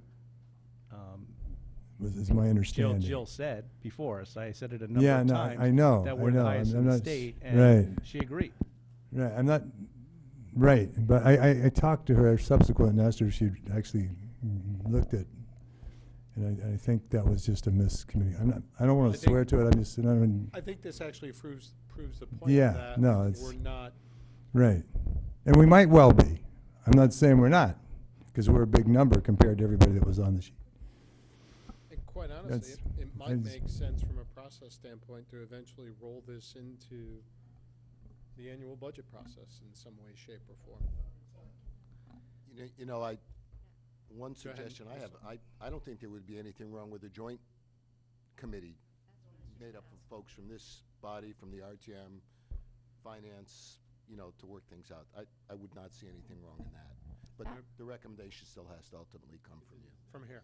That was actually And my, legally, sorry about that. So that was actually, what I wanted to get to, like, who's going to be on the committee? Is it going to be, again, the RTM, because they did a lot of work, and there is a lot of work involved in putting this together. Are they coming forth to us again? Are we reviewing what they do and then making recommendations, or are we forming a new committee? Okay, so It's a- let's start with that for a second. Okay, and this is just Tom, not, first of all, I want to recognize, as we did when they were here, the vast amount of work that went into the RTM's work. I don't want to, this has got to be painful for them. And I don't want to, in any way, shortchange their efforts, their time, their commitment, their passion for this. That's number one. Number two, I think that's a discussion point that we need to have over who should be on that committee. And I think all of this represents, well, it's a pain in the neck. It represents a great opportunity for us to actually look at the way this is put together. And what's the timing of it? What's the makeup of the committee? What are we trying to achieve? How often should we review this? I think all of those things should be up for consideration as we put this back together. And this affords us that opportunity. It actually says that we have to do that. But I think we do need, as you could see from the discussions, the objective wasn't even clear. And I'm not saying that's anybody's fault, but the objective wasn't even clear, right? Maybe it isn't fair to put that all on the RTM. I mean, in the end, we are the Board of Finance, so maybe we should have a role. Maybe it should be part of the budgetary process so that it gets approved when the budget gets approved, when there's better knowledge. right? Maybe all those things. I'm saying we should open this up and make this really collaborative, really meaningful, and very deliberate. You know? And I think the town has a role to play because, quite frankly, we didn't even talk about how do you administer it, right? How tough is it to administer? How are you going to make sure that this is done fairly? How much time does it take? Is it even workable? I think that because of the way the statute's written, that probably should originate here. Yeah. That was I my, think that was the- my original question I was Yeah, going to you, is when they say recommend. It's a recommendation, so, I agree. but don't forget, it's an ordinance, so Yeah. the RTM makes the ordinances. So if you have a joint committee, you can iron all those things out, get the tax assessor, tax Exactly right. collector, Bob. But I think it has to start. Or if we recommend something and they don't want to follow it, they don't have to follow it. And Oh, then they nothing, don't. then it stays the same. Right. Probably. And then- Yes. Unless they vote to Yeah. take out the ordinance. And that's kind of a completely. waste, quite Yeah, frankly. which I don't think would ever happen, but. Right. That's why if you I also, think we're all recommendation- kind of saying the same thing. I don't think there's anybody I that think, disagrees. Mr. Flynn, I think it probably has to start with you. Right. So, Does recommendation mean a vote, or, Yeah, we would vote it out yeah, of it would have to here. be a vote. right, okay. And, you could, a resolution, but if you worked, I think, just thinking aloud, if you worked with the RTM to develop the actual ordinance, then once everybody's happy. I think it would be a lot recommend the easier going ordinance, through committee. And it could come as a recommendation to the Board of Finance, Right. to the We need to make RTM. a motion on this tonight to approve this Correct. retroactively. Correct, and we need to make one change on that. So, and I procedurally, as I want to do, screwed up, so I want to put this before us. Do I need to read it again? It's item number 2. Do I have a motion to put this before us? Mr. Matola, do I have a second? We'll go with Mr. Walsh on this, keep it bipartisan. And then, Mr. Walsh, you had an adjustment to make on this. My only modification, I think, would be that on the May 20th, at the second to last sentence on our agenda for item 2, where it says May 29th, 2018, the only issue I have is the very last paragraph, which I believe Mr. Mayor stuck in our packet tonight. It wasn't originally in the original packet, correct? It was based on my request to you yesterday?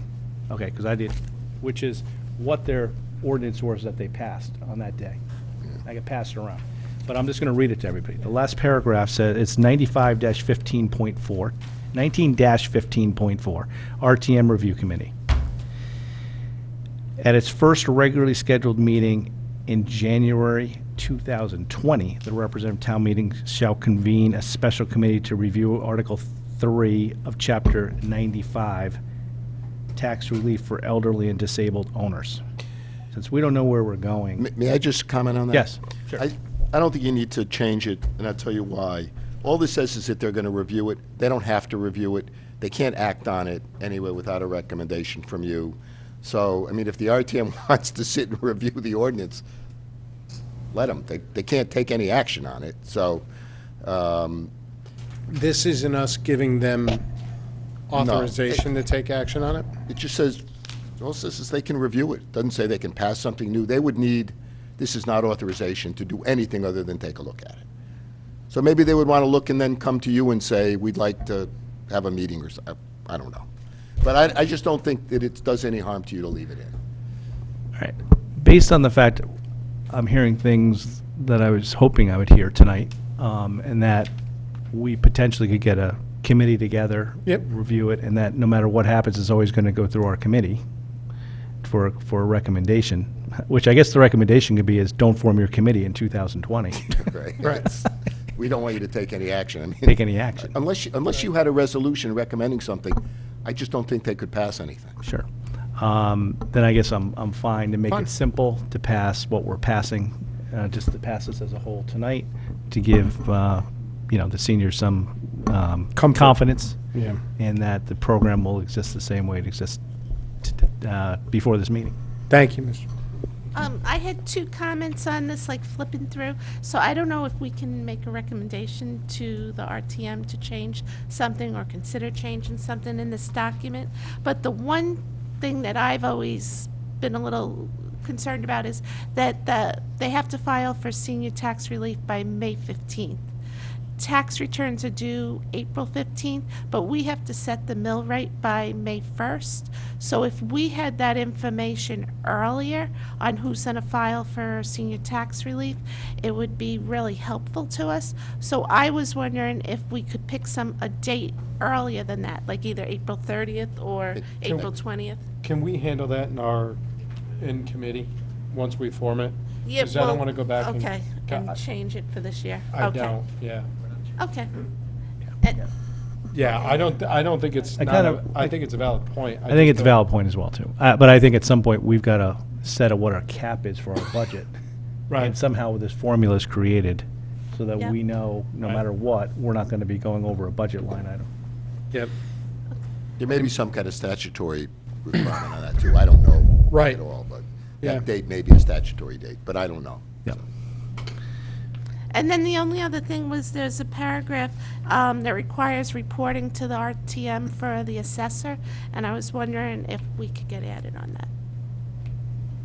Where is that? 9515.1? we can just request it for this year and then, again, add that in the committee next year. Or in the Yeah, I was going to recommendation. say, anything you should do is you have to vote on it and send it to the Yeah. RTM for recommendation, and they can then pass on it, but. Right. All right, so item number 2 is for us for a vote. I'll read it one last time. To hear, consider, and act upon the following recommendation of the RTM regarding the Senior and Disabled Persons Tax Relief Ordinance. Amendments to Section 95, Article 3 of the Municipal Code of the Town of Fairfield, and act by the representative town meeting on September 23rd, 2013, February 23rd, 2015, and May 29, 2018 are hereby ratified and approved. All in favor of this item? Opposed, abstentions, that item carries. Thank you, and Thank you we'll all. be... Good night. Thank Mr., you. Thank you, Mr. Lesser, and we'll be coming back. Well, I'm glad we just resolved that. I know that the RTM is taking this up on February, whatever their end of February meeting is back on their agenda. And, yeah. They can't do anything. I know, but I think that we should do a sense of the body, of this body, that they should cease and desist that, and until we come up jointly with them on some type of plan on moving forward. I guess, Because they could still vote, it's just going to be turned down. I mean, I just don't want them to waste their time, so I think by a sense of the body, Well, they can still vote over a sense of a body's non-binding. yeah, I know they could, but at least there would be something I mean- saying, hey, the Board of Finance wants us to stand down on this. We got a legal opinion from the town attorney, separate and apart from what's before us here, where they can't do anything. And I have no problem doing that, but I think it has to be made clear that if they believe they can do something, that would run counter to the legal opinion of the town attorney. And, I guess the only other thing is if they move forward, we're just going to have to blanket at the very next meeting, just Right. vote, give a recommendation of no. not gonna happen. Yeah, I just don't want to get in the habit of telling them what they should put on their agenda or not, because I wouldn't like it if the Board of Selectmen did it All right. to us. I'll pull back on that, but I would, Yeah. through you, Mr. Chairman, I'd ask that Mr. Mayor make that point of the discussions that were held here tonight, and that I think, we don't think that it would be advisable for it to be on their agenda, but they could do what they want to do. But it will, I know I'm going to vote no if that comes before us, if they approve that. Sure. Anybody else? Anybody else? All right, let's go to item number 3. This is a fun part of the evening. Uh-oh. Every time they're here, it costs us money. All right. Non-recurring capital. We have, I'm going to put all of these before us at the same time. All right, so I'm going to read all 3 of these, so bear with me. To hear, consider, and adopt a bond resolution entitled Resolution Appropriating $581,755 for the cost of certain non-recurring capital projects and authorizing the issuance of bonds to finance such appropriations. That's item 1. Item 2, non-recurring capital, 15 years. To hear, consider, and adopt a bond resolution entitled A Resolution Appropriating $915,000 for the cost of certain non-recurring capital projects and authorizing the issuance of bonds to finance such appropriations. That's item 2. Item number 3, non-recurring capital, 20 years. To hear, consider, and adopt a bonding resolution entitled Resolution Appropriating $3,240,000 for the cost of certain non-recurring capital projects and authorizing the issuance of bonds to finance such appropriations. That's item 3. Can I have a motion to put all those before us? Mr. Mottola, second by Mr. DeWitt. The items are now before us. Before I get to the people to talk about the specifics, Mr. Mayor, to put this in context, how do these numbers compare to the waterfall projections that we had back in September for non-recurring capital? If you refer to your exhibit, your handout. Please give us the and- page. And if you go to Exhibit 2, Yep.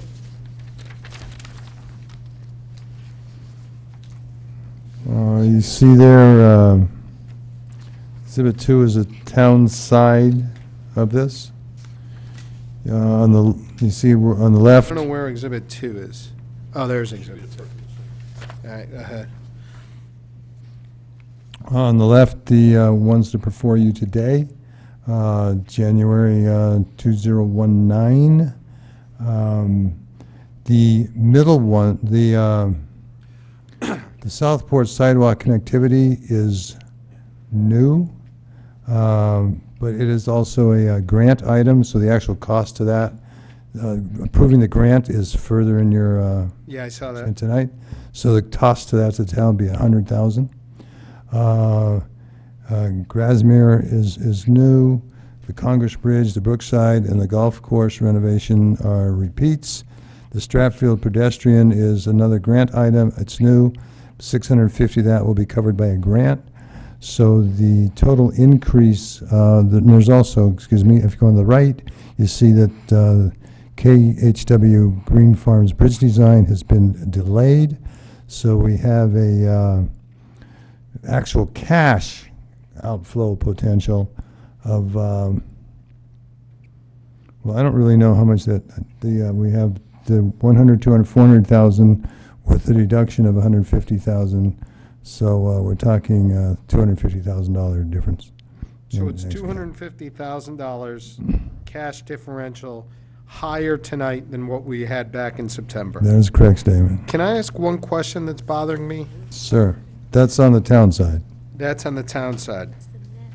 Okay, then I'll let you do the Board of Ed side, and then I'll come back. I think the Board of Ed side should be Exhibit 3. And the Board of Ed side, the first, all the way down to the bottom one are, were also on September. The new one is the Thomason Middle School flooring replacement project. And if you go to the right, the bottom two, the Stratfield roof and the Walter Fitzgerald relocation project have been removed. So you have 440. Removed? Did you say remove, Bob? Yes, sir. Thanks.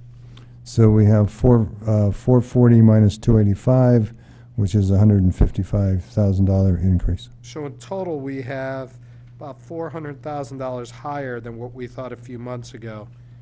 Cash, In cash, more or less. Yeah, so. help me understand why the town side is a $1.3 million difference. because there's two items on the town side. Let me see if I can do this, just because I want to see if my It's a memory's test. good. Has he been There's listening? two items on the town side, the 750 for Stratfield pedestrian and the 450.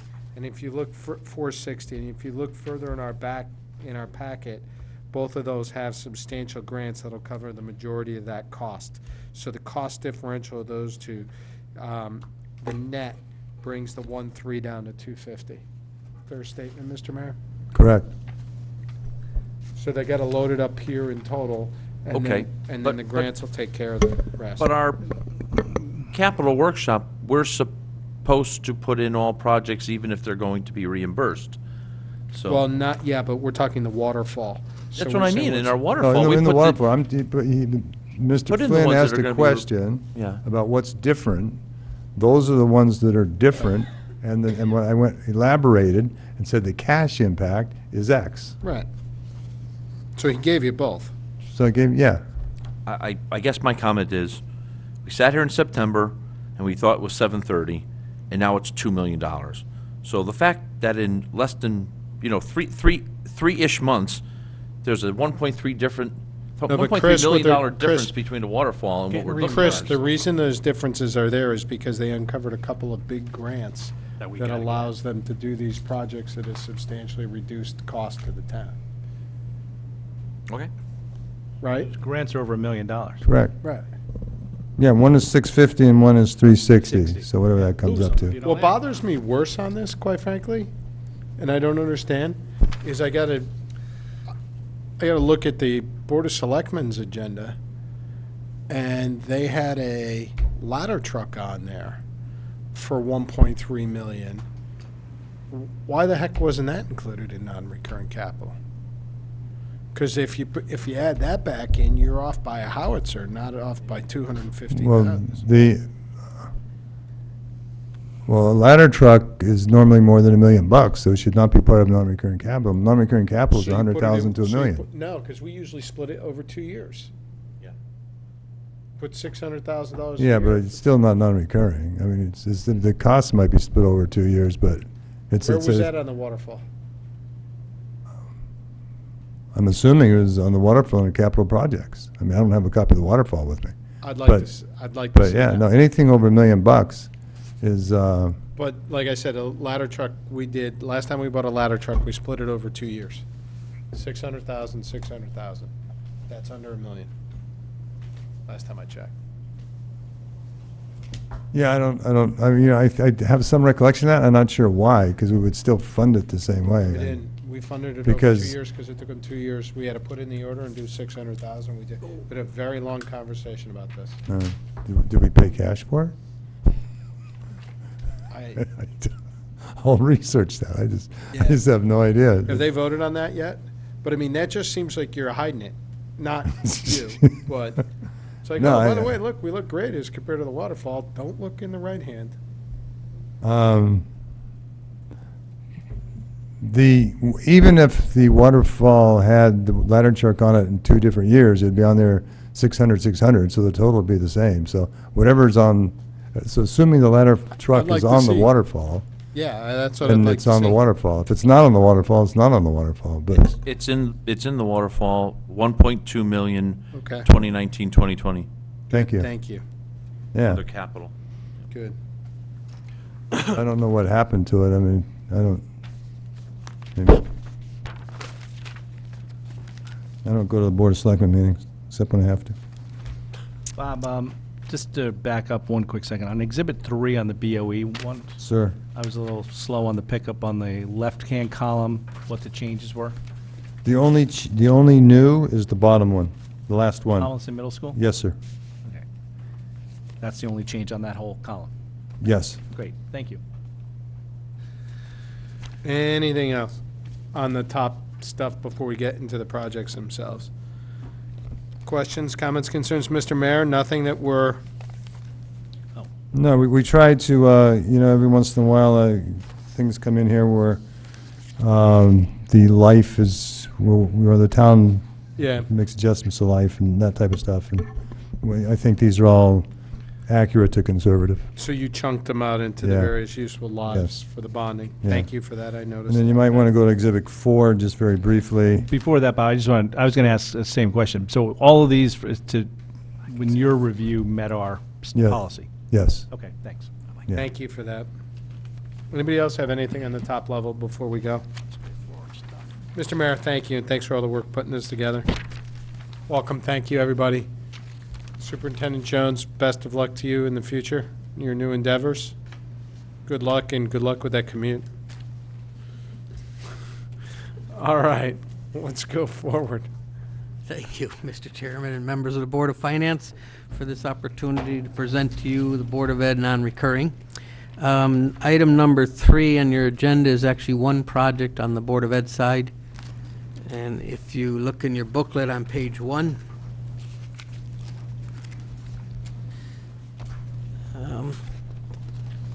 you'll see that this is the Information Technology Switch Replacement Project, Phase 2. So we broke this into 2 phases. I was working with Nancy Burns, who's here tonight also.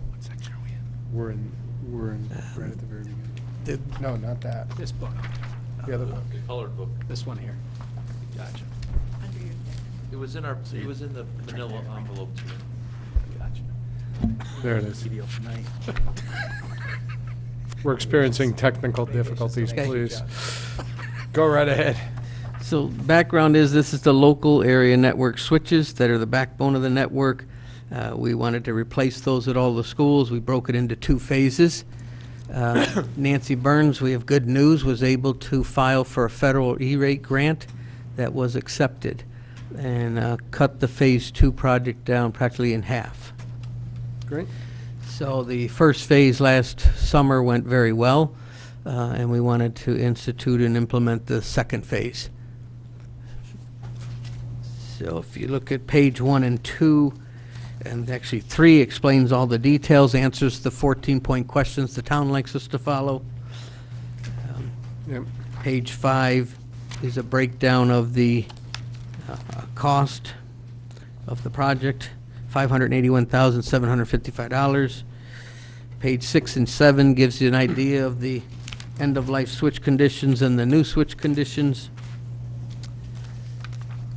And we estimate that to be about a 10-year life expectancy.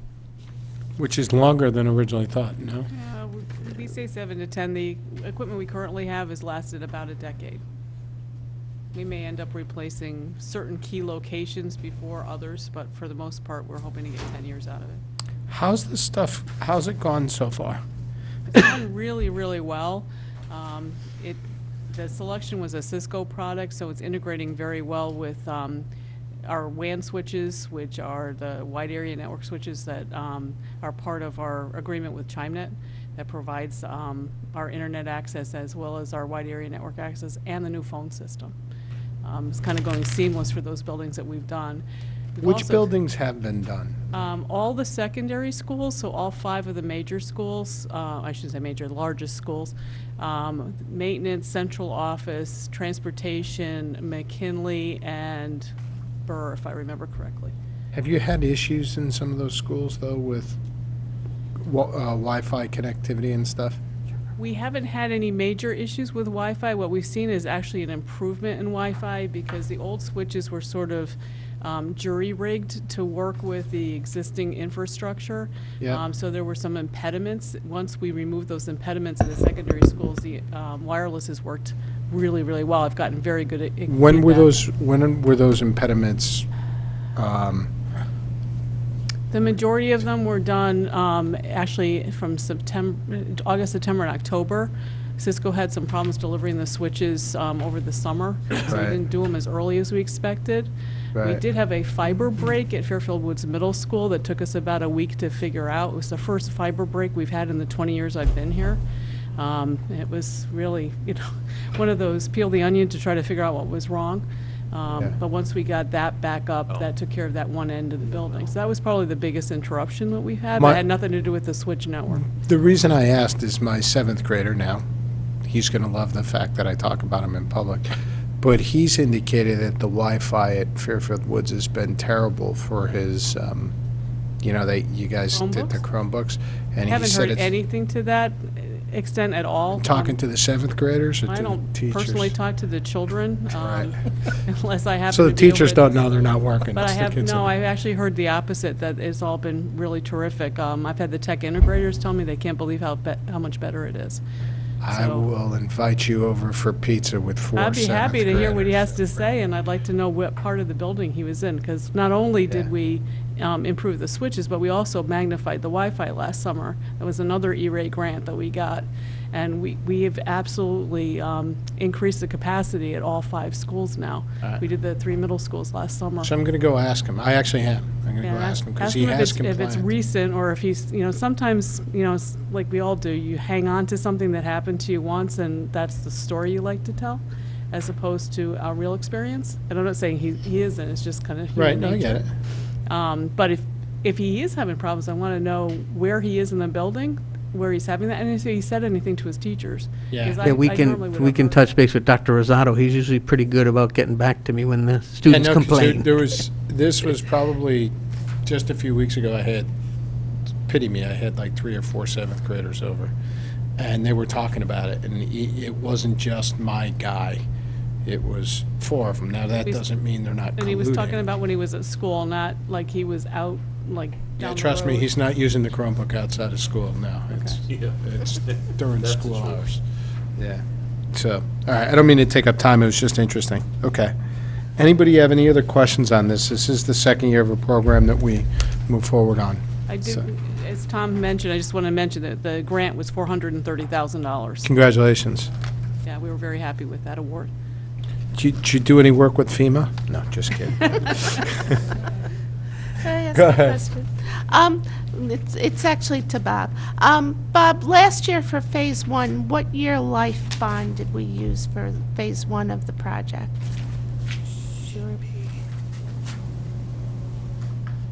I want to say it was 10 years. I'm 10 pretty years. sure. I can look it up, but I'm pretty sure. Okay. So I guess my question is on page 1 of this booklet, right about the middle, it says the life of a switch is 5 to 7 years, yet we're bonding it over 10 years. So I guess my question is are we bonding it over too long of a life? Should it be shorter? Should it be 3 or 5 years or something else? Well, I haven't seen their booklet, but, you know, I did talk with IT people and was informed 10 years was reasonable. I don't think it's unreasonable. I mean, if you look at the life expectancy of a switch across the country, they're going to say 5 to 7 years. That's the useful life. But as I said, our current system, we put in 10 years ago, and we're still cranking along. Will we have issues in some respects? Possibly, but, you know, with technology, it's hard to have a crystal ball to know what will work and what won't with the changes that happen. I think We 10 wouldn't years be is- looking to change them out until 10 years again. Okay. So So what happens if we do have to change them before the 10 years is up? Do we have to pay it off earlier, or the bond just keeps going? Okay, Yes, the bond just, okay. All right. Okay. Thank you. Anybody else on this item? Let's go to the next item. So the fourth item on your agenda is a total of $915,000, 15-year bonding, and all three of those are Board of Ed projects. The first one is on page 8, your booklet. And this relates to an issue we had town-wide and school district-wide. The existing information technology server utilizes the HVAC building management system that we put out to our maintenance staff, technicians, and some consultants that do preventive maintenance for us. They can, any place, use their notebook computer to tie into a school building and look at temperature readings, if any zones are down, any problems going on. When they do that, it goes across our network server and opens it up as a security risk.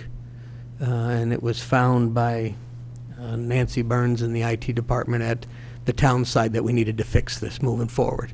So we've got approximately 10 points which relate to about 10 notebook computers that our in-house technicians can use and our preventive maintenance contractors can use from anywhere to dial in, or what I call dial in or call in, to a building. And when they do that, it opens up the network to large So in security other words, risks. student data and things like that could be exposed? Yes. So this is going to work with an HVAC contractor and engineer to help us fix that at all these locations. And this system's original from 1991. Did the town also have to go through this? Yes. How much did that cost? You know? I thought we had a funding request for that, for the on the town side, for the HVAC, yeah, last year. yeah, but I don't recall the number. Are there other areas other than the HVAC where we have similar issues such as Vendors. cameras, video cameras throughout the school, anything else like that that could possibly, someone could get into remotely and use that? Because that seems to be where a lot of these hackers are going in through the weakest points. So is that all secured? Most of it is all secure. I mean, I can't speak to that some hacker's not going to figure out some vulnerability in something that we have. We try very hard to make sure that that doesn't happen. We have a lot of security protocols in place. A lot of things are locked down to various ports and switches and protocols. The HVAC system is somewhat, it's dependent on a very old operating system that Microsoft no longer supports, and that's the major vulnerability that we have. Not that it's, that the individual components are difficult for somebody to get into, but it's the vulnerability of the operating system that would allow somebody to hack into it because Microsoft isn't patching it anymore. So as people find new vulnerabilities, they're not being taken care of, whereas you buy Windows 10 machines now, they're being updated probably to the point of annoyance for everybody because of the amount of hacking that's found. So the video camera systems, security systems that we have are protected because they're on a newer operating system, so they get they get updated more frequently? That's correct. They're also on, the network itself has many firewalls. We actually have 3 points of entry from the internet in the district, and they all have an individual firewall, and then there's specific software applications that run in addition to what the firewall does in its native, I'll call it physical platform, to provide additional layers of protection and protect against intrusion and lock things down so it won't let somebody come in. We're also very careful about what ports we open. In order for somebody to get in, they have to use certain IP ports that are open on the switches, and we're very judicious about what we allow to be open on the network. Okay. Thank you. So, Any other questions on this? yes, Seeing none, let's go to the next item. next project is on page 20. That has a 15-year bond. Wait, page 20 is the 15 year? Is that why? So you're jumping around, Tom? Yeah, that's, the booklet wasn't set up by life expectancy Okay. for useful life. Sorry for that. So page 20 is Dwight Elementary School. This is a total replacement of the HVAC building management system. And I've been working for just about 2 years now on a long-term plan to start replacing the building management system, the equipment controls that are from 1991. That's when Johnson Control came in and upgraded all of the school buildings. That equipment's very old right now and failing and costing us extra money to get special circuit boards. Even Johnson Control has upgraded since then 3 times with newer systems. And we wanted to work with an engineer to look at the direction we wanted to move forward in with the school district, especially since we're doing more mechanical means of fresh air, air conditioning, replacing equipment, to start look at newer types of technology and building management systems for controls. So will this still be then Johnson Control? Now, some of the schools may be because we put the newer schools and the schools that are getting renovated and updated last on the long-term plan. So if we look at a 10 or 20-year plan, No, I'm sorry, Tom. They will. Is it still Johnson Controls that is going to be your vendor on the? it may be a new vendor. We're looking at Siemens Systems or Honeywell, but when the bid goes out, Johnson Control will be allowed to bid.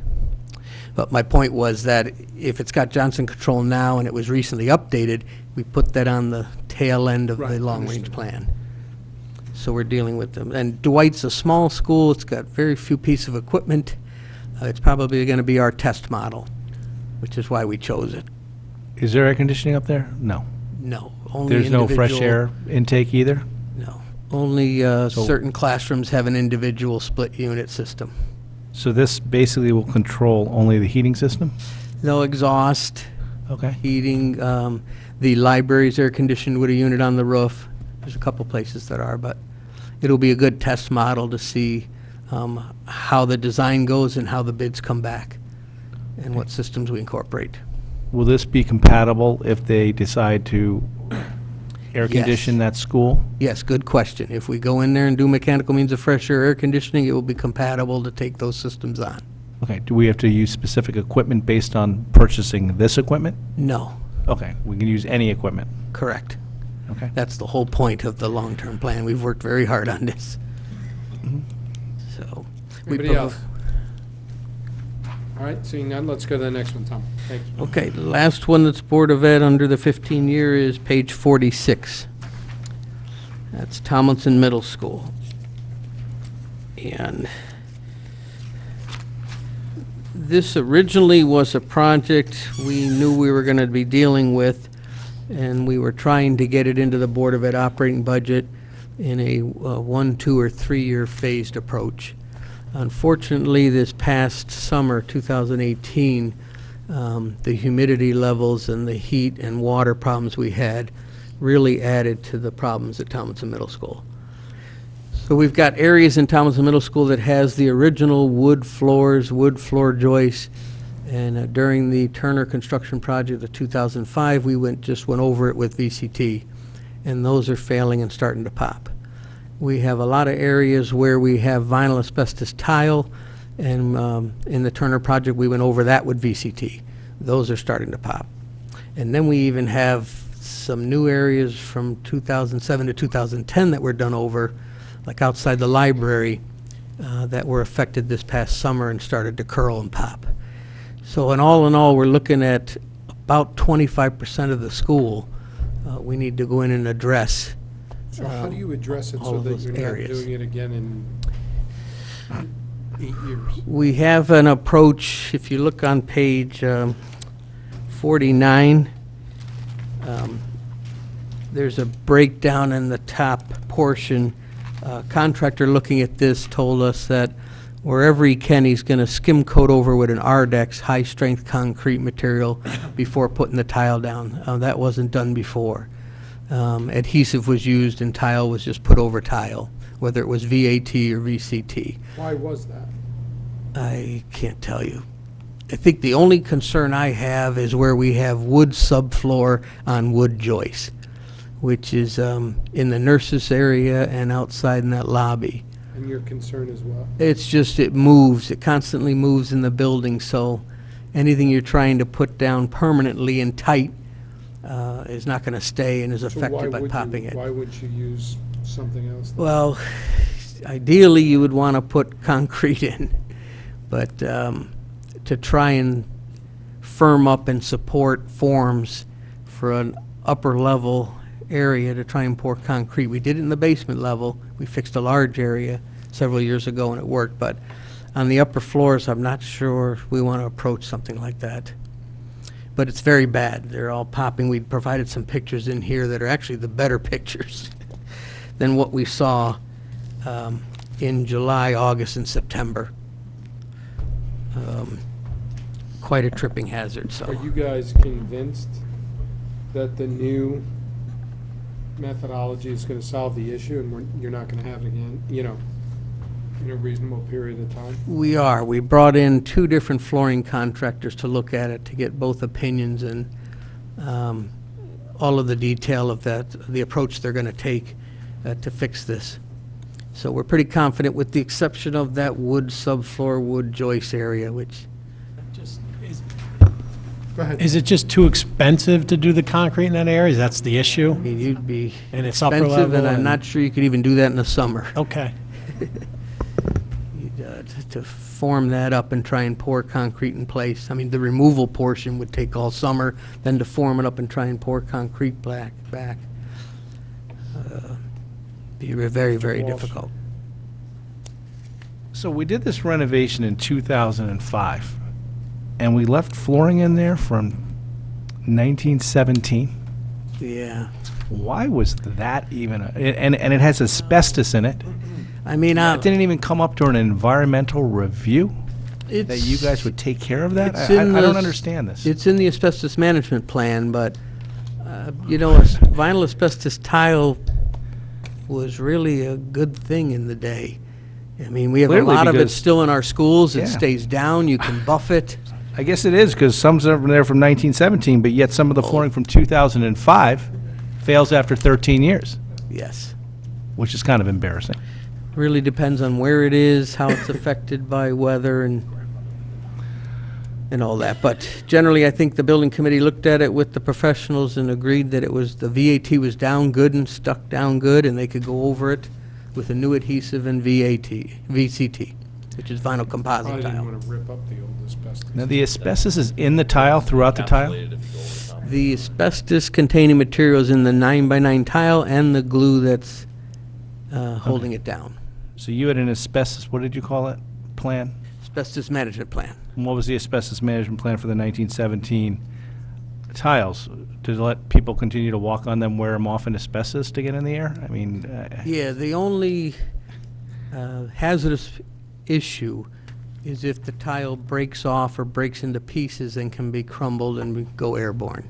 So if they're stuck down and in place, the glue's still holding them, we can continue to wash them, the custodians, and clean them and use them. what happens as people wear them out from where on their feet? Where does that asbestos go? It probably gets cleaned up with the mopping and washing, and, I mean, I haven't seen in my 40 years an asbestos tile that's worn down through to the concrete. But I do have seen them popped, I've seen them break and crack, and have to be abated. Correct.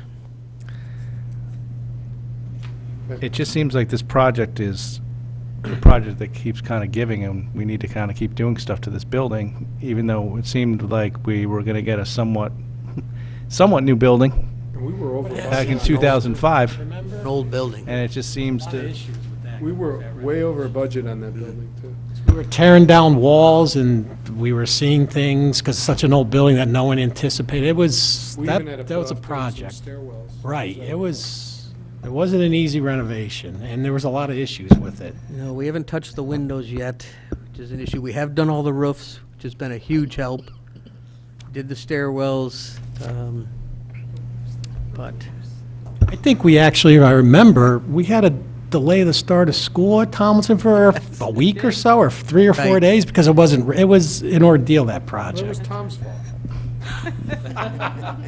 Oh, I'm sorry, I said that out loud. did you mean Tom Cullen or Tom Yeah. All right. Any other questions on this item? All right, seeing none, let's go to the next one. Okay, the next one is 5 on your agenda, and these are coupled with the town projects too. So I can do the Board of Ed ones first, and then we can Yeah, let the town come yeah. up.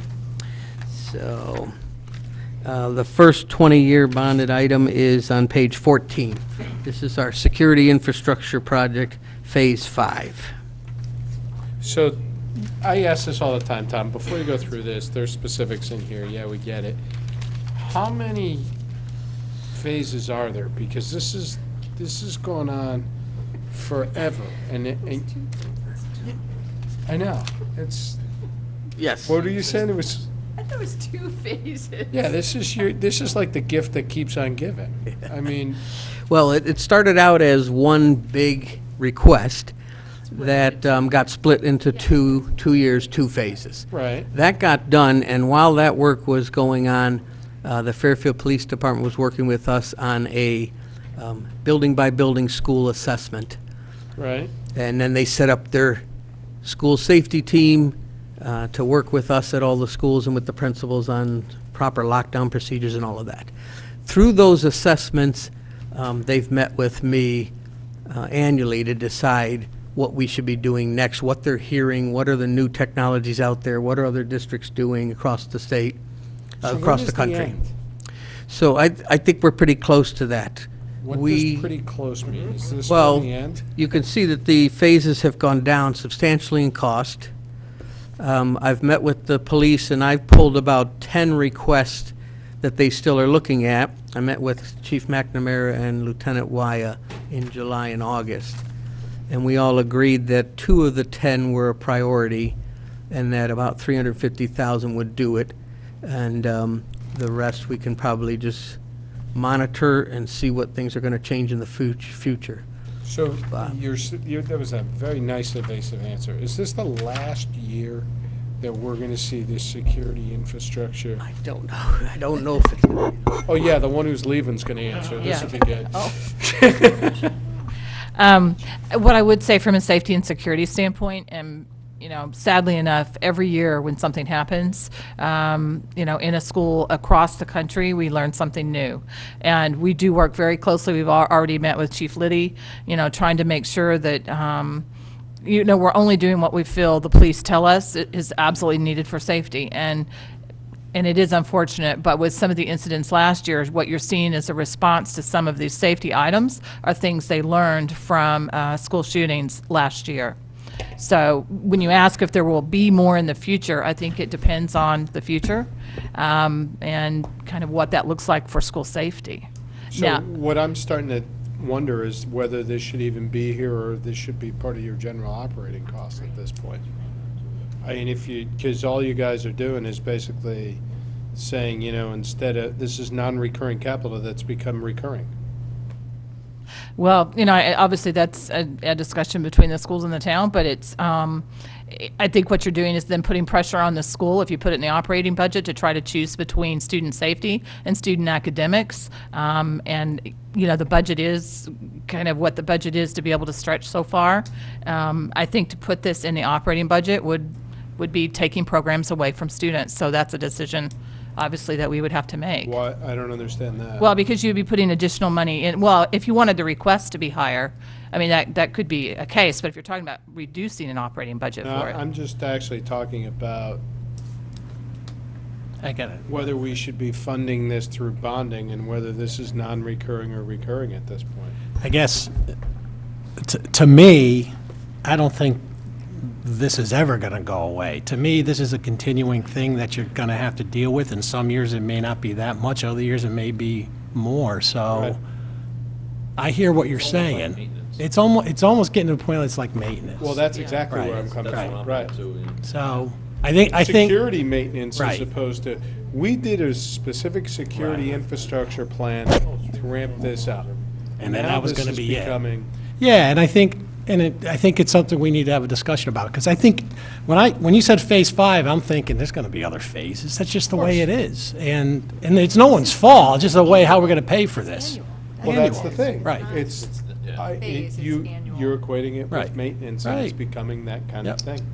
And we might just add, Tom and I were just saying, there's a tremendous amount that we do build into our operating budget that's safety related. These tend to be the bigger items that we need across, all 17 school sites in order to upgrade something for safety. Do you have any other questions on these items, Mrs. Marmee?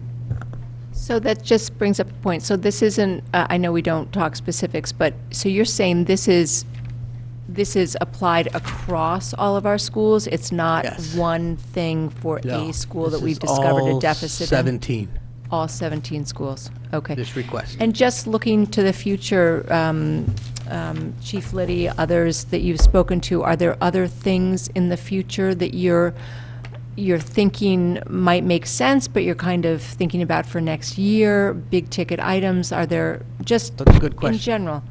It's a good question, because the assessment reports identified what I pulled from them were about 10 items. 2 of these are in this request. The other 8, I talked with the chief and Lieutenant Y about, and we agreed that we could hold off on those. I can't go into a lot of detail on what they were, but I'd be happy to do an executive session and share with you what we have requested and was funded and what was actually spent and where we are. Tom, And I can think include later in that. the year, after the budget process is done, it would be good to the point that we get together and discuss what these plans look like going forward, as well as what the funding mechanisms might be.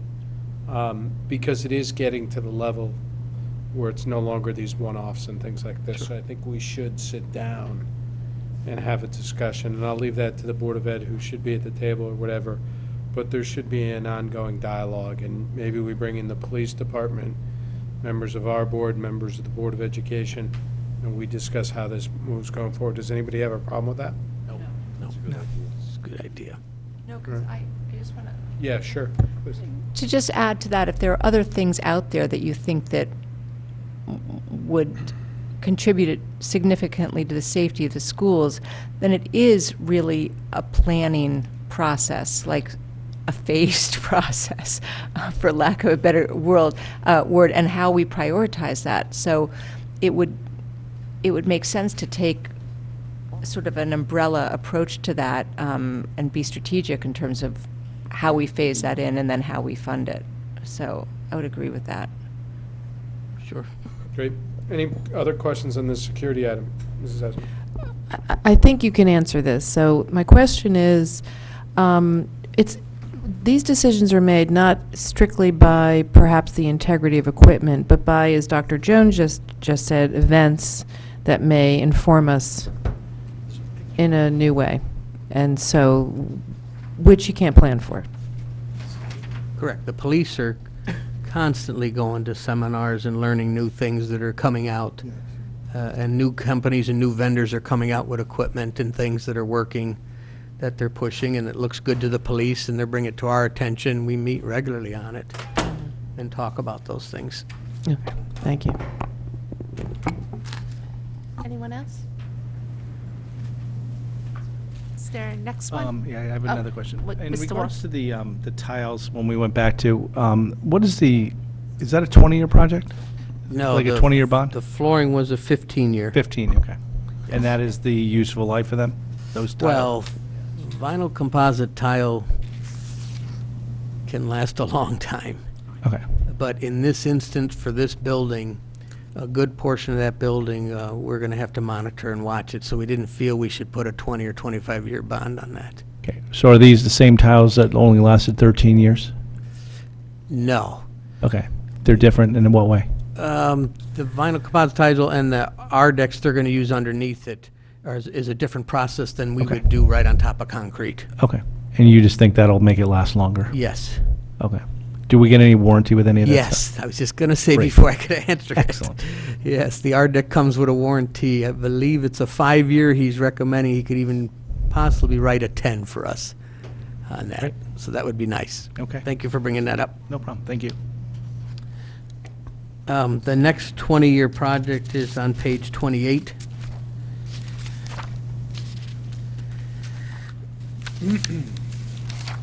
And this is the Fairfield Ludlow High School site, the 6 tennis courts that are there. These tennis courts were original to 2004 renovation and addition. They were done in bituminous, which is a paving material. They're expected to last 10 to 12 years with every 2 or 3 years monitoring the cracks that are happening and trying to patch them. So in 2004, it was new. In 2012, we spent $12,240 on some minor cracks and repairs and recoated it. 2015, we spent $21,550.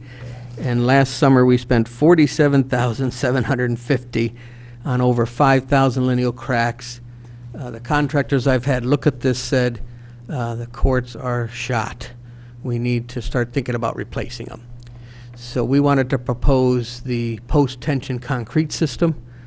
It's a written guarantee for 20 years on the concrete from any cracking at all. And they say they're seeing them even go up to 30 years long. And the coating on top will be a 10-year guarantee.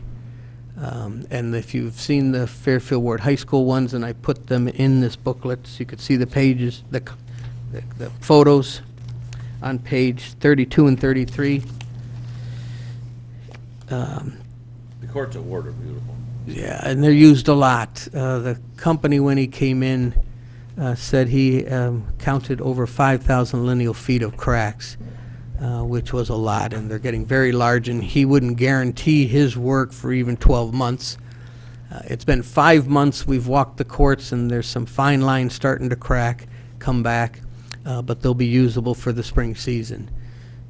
But I think we need to start looking at going with this post-tension concrete system, which has a very good guarantee and doesn't move and crack and have all the problems that the bituminous does. And our courts get used a lot by the school system and the public. Nobody told us.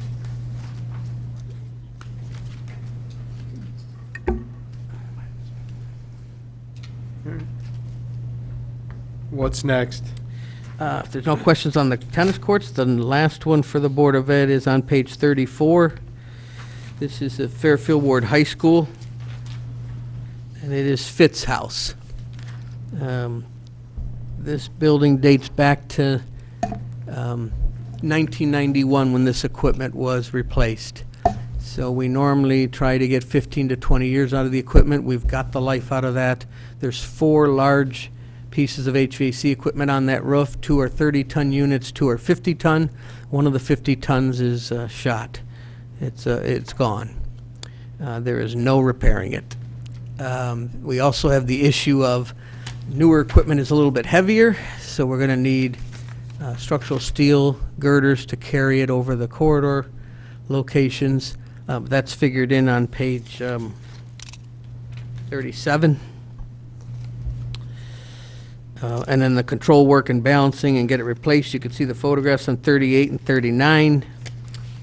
And I had put these into the long-range plan, so each year we'll be able to look at one and replace it and get it new and running for the school system for Fitz House. Each year, we're going to replace one? Yes, So did you say there's 4 of these, or they're just different sizes? 4 just on Fitz House. Okay. We replaced, if you remember, I replaced the library unit 2 years ago. That went. Mrs. Leclerc?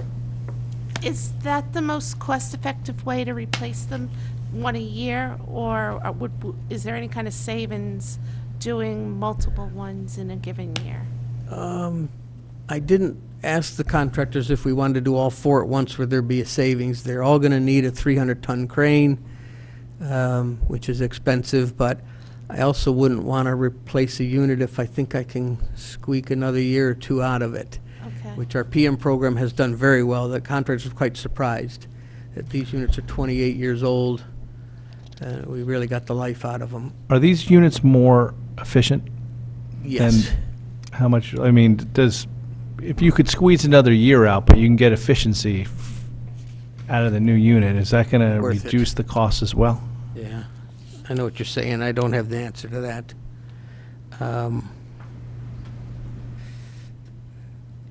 I know the newer rooftop units, they're expecting to last almost 30 years versus the 18 to 20 they are now.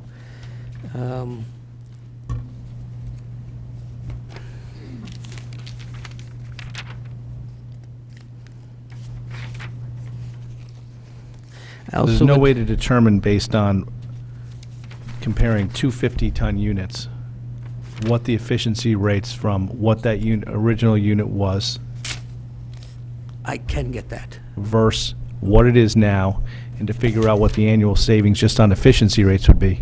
Yeah, I don't know. I'd have to ask the I mean, I contractors think, that. They'd be Bob, we have able to that give me- expertise in the DPW, right? Bob? Do we have Sorry, I was bringing up expertise my in, notes. do we have the expertise in DPW to figure out if there's 2 different air conditioning units, and we have efficiency ratings for each one, Yes, based on what we pay for electricity, approximate savings are? we can do that. I guess the question I have is whether we should, I mean, if you can get, you're talking about squeezing 1 year out. If we could have savings by bonding, maybe not through this bond, somehow, another bond, replace all the units, and you can show me that there's savings from having that crane there one time. We get a discount on the labor. We have efficiency savings of X. Maybe it makes sense instead of you rolling this out over 4 years, as the price of these units, I presume, will continually go up, right? Correct. My concern would also be, can they get all 4 done in one summer? Okay. So based on the structural steel dunnage, we would need roof company to do all the pitch boxes and everything, to do it times 4. Finding a large enough company that would do that. I'd have Okay. to, that would be my concern. What about 2 and 2? Yep. 2 and 2 might be more doable. And I then mean, the just one not- over the library took all summer. We just got it up live. It's when school was getting ready to start, August 29th. It was close to do one, but Go ahead, Mary. Just a quick question. Do we need 4, or are there bigger units out there that you could replace it with? Or is it better to have 4 separate ones, because if one goes down, you yeah, still have 3 well, going? you'd have to have 4 because of where they're located on the building. It's all the Okay. piping They're and stuff. tied to the ductwork and everything already, so, yeah, if we could put one in the middle and feed all 4 locations, it would be better, but that would also be a humongous unit. I mean, these 4, look at the pages. If you look at page Right. 38, This is pretty big, sitting up on that roof. Okay, thank you. Are these units, are they the compressors, the air handlers, is the whole shooting match, or is it just the compressor units? No, it's the whole unit. What I'm looking up for you is to make sure it's heating, ventilating, air conditioning, and fresh air. It's a combination of everything, because some of the ones we're doing are just air conditioning, but this is everything. So this is the heat and the cooling. HVAC.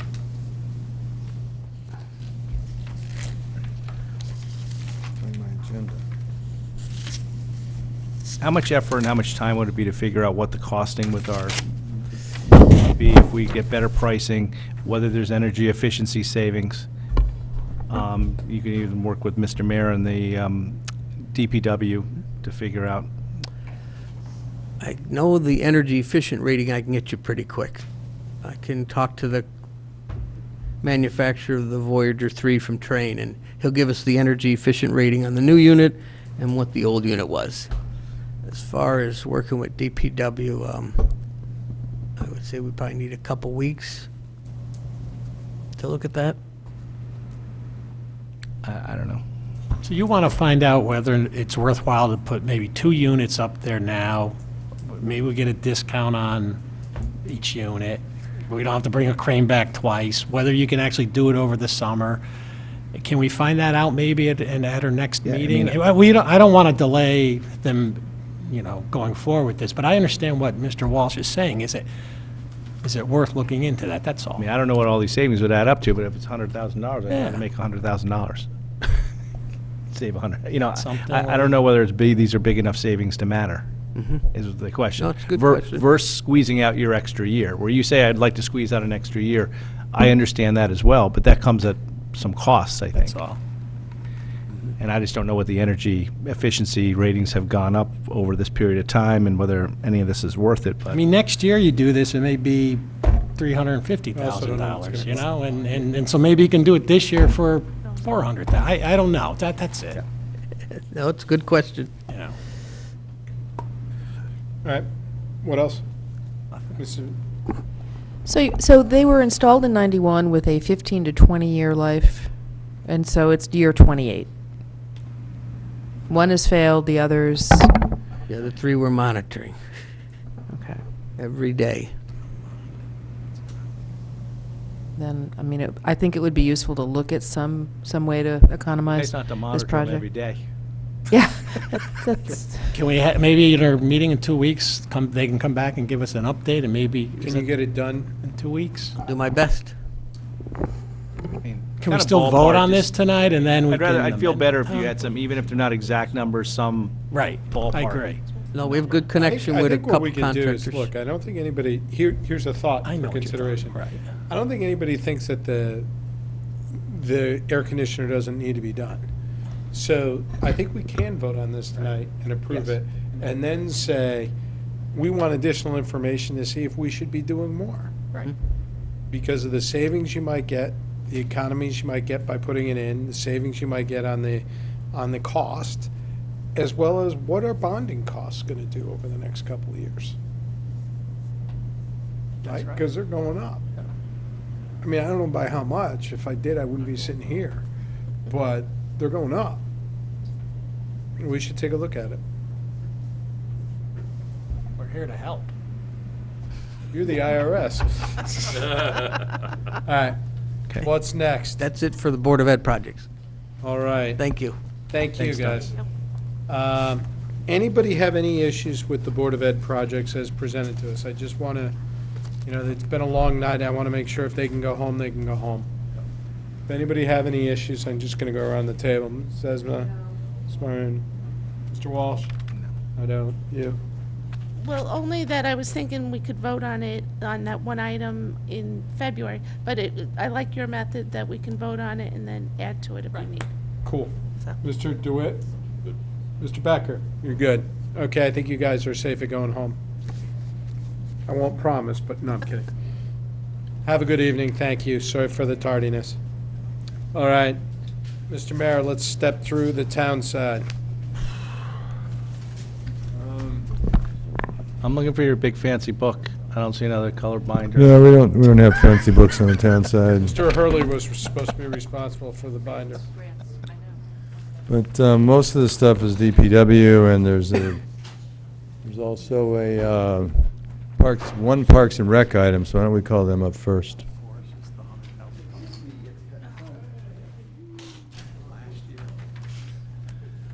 Mr. Calabrese, it sounds like you cost us $3.2 million earlier this evening. We would like it back, please.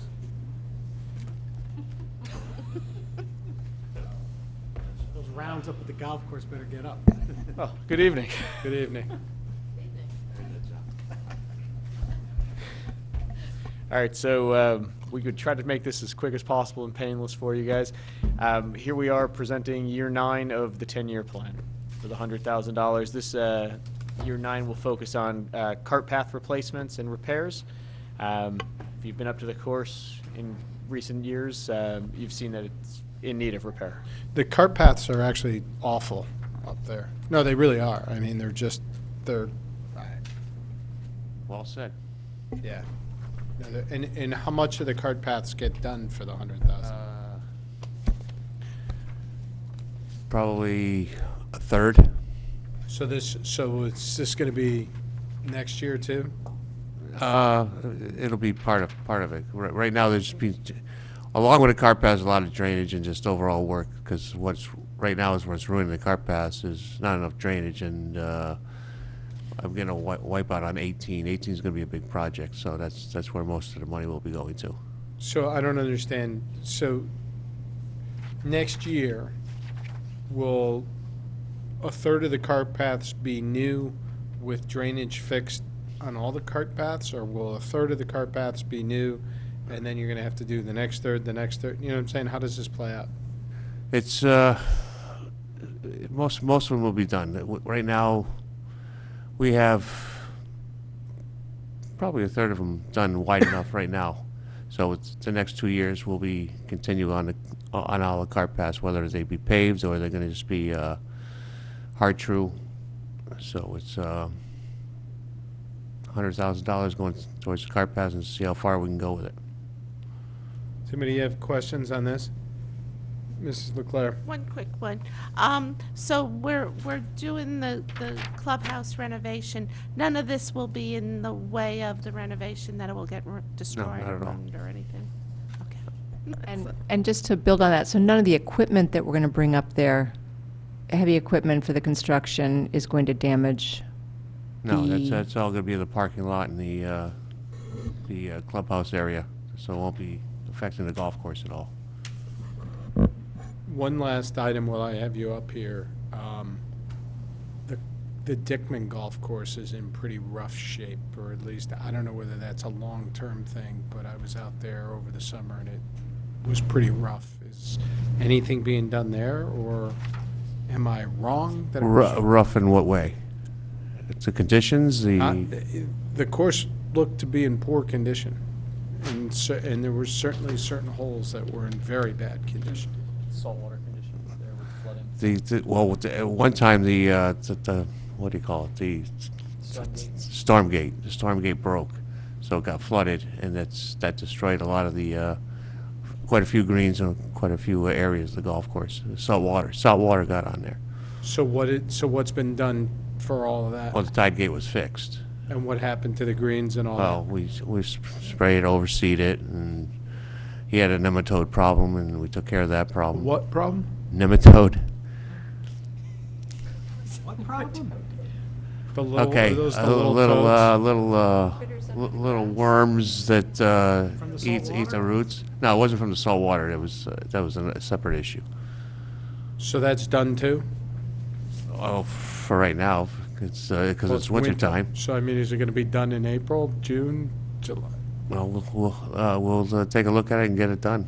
I wasn't. I knew I was aware of the tide gates breaking, and salt water getting in there, and the nematode problem. But And they've been all fixed and everything?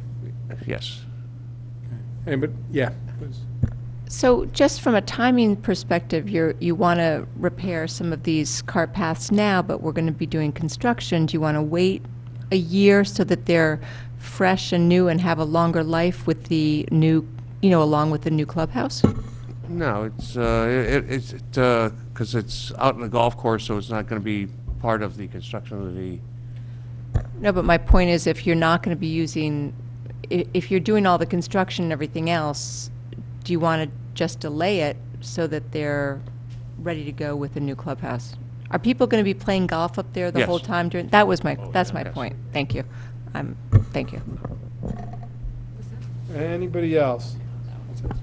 I noticed it was mentioned that these state of disrepair of the paths has caused damage to carts. I mean, to the point where they need to be replaced sooner than they should, or? We've got a brand-new cart fleet up there right now, so there's potential that they will be damaged. Nothing's been replaced at this time. Okay, thank you. Any other questions? Seeing none, thank you, gentlemen. Thank you. Thank you. Thank you. $3.2 million, Mr. Calabrese. On top of that club boat. There's a lot of comedy nights up there. It's a lot of comedy nights up there. A lot of comedy nights up there. Right now, it's not too funny. Got to book some bigger comics. Yeah. Better get Seinfeld in. Yeah. We can A couple week maybe we booking. can add them to Restaurant Week or something. Hello, Mr. Hurley. How are you? Good evening. All right. What are we talking about? Well, is this on? Okay. Southport Connectivity Pedestrian Improvements Project. Basically, the project area covers safety improvements along the Post Road corridor from Pease Avenue near I-95 to Hulls Highway area. The project will involve new concrete sidewalks, curbs, pedestrian signal improvements, traffic calming bulb outs, ADA compliant ramps, turf establishment. Construction is planned for spring 2020. The commitment to fund letter, which means the project would go forward, has arrived and is awaiting the first selectman's signature, pending obviously the Board of Selectmen, Board of Finance, and RTM approval. The grant, this is a relatively new type of grant. The town is responsible for paying the design costs, but the 100% of the eligible construction costs, plus 10 to 20% contingencies, are paid to the town in advance. And that would be based on the project contract bids that are opened. So where exactly, I'm trying to figure out where this area is. I know you described that. I'm just trying to, is it the area that goes under 95 up through? Well, it's just west of 95, so where Coromandel is, Town Fair Tire, Yeah, goes okay. along towards the dugout, the hair salon, and then Organica, and across the street at the Rock Pile. So, The rock pile, oh, good. yeah. So, Okay. This is also known as the Michael Hurley Project. yeah, actually, Does it go to his in house? Does it fairness, go right up to his house? in the 14 points, I do give him credit. He helped co-sponsor and write a nice little. He's a strong write-up representative for his constituents. Yeah. The rock pile. He did play a major role in it too. So, Okay. Go ahead. anyway, I don't know questions if you had on any it? 14 points were done, and if you had any questions. I think I read through it, so I get it. All right, next one, go on to Grassmere then? Okay, yep. Yeah, Grassmere is, the Grassmere Post Road Pedestrian Improvement Project. The town was only one of 2 municipalities to be selected for this grant in the MetroCog region.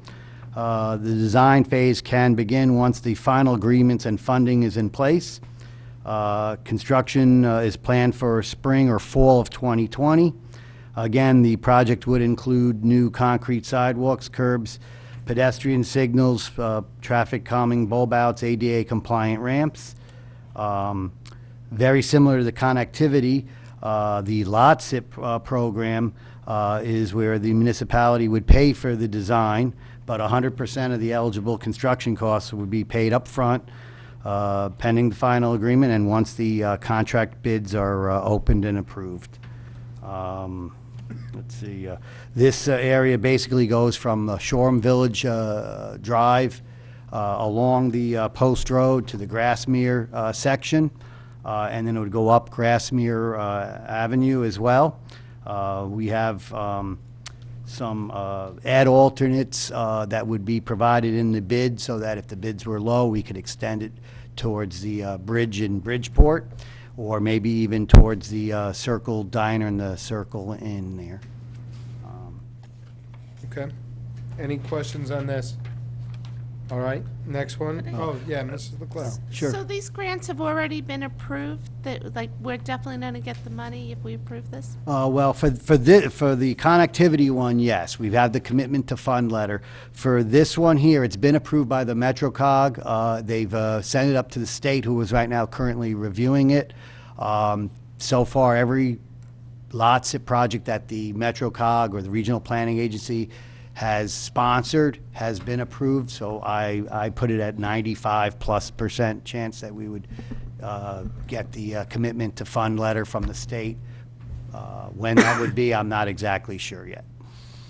So, question to Bob, so if it's not approved, or what we're approving tonight, will it go forward The anyway? town or- doesn't spend money if it's not approved.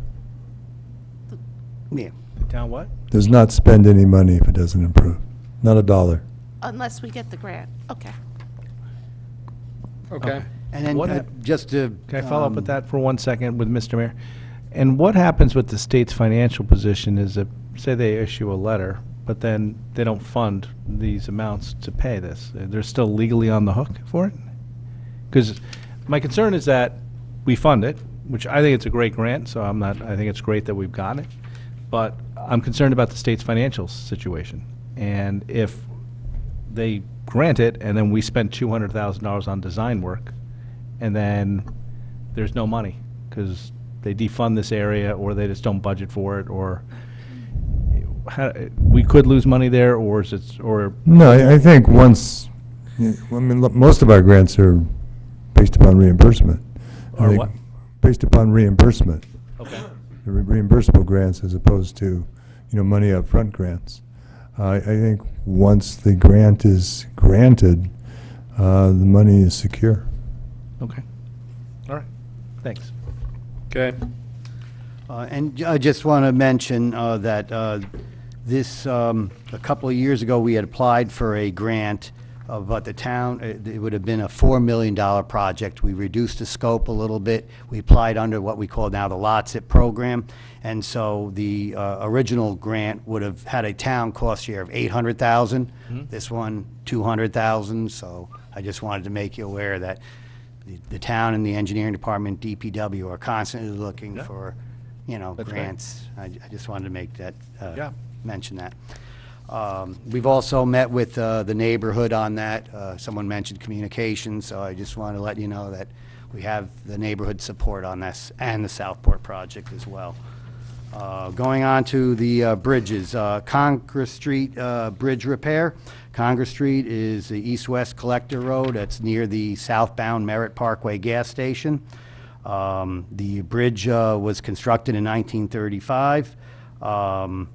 We are looking at, let's see, Connecticut DOT has rated it in poor condition since 2014. And then during the most recent inspection, the parapet wall and girder has had some sectional loss, and so it's been rated in poor condition.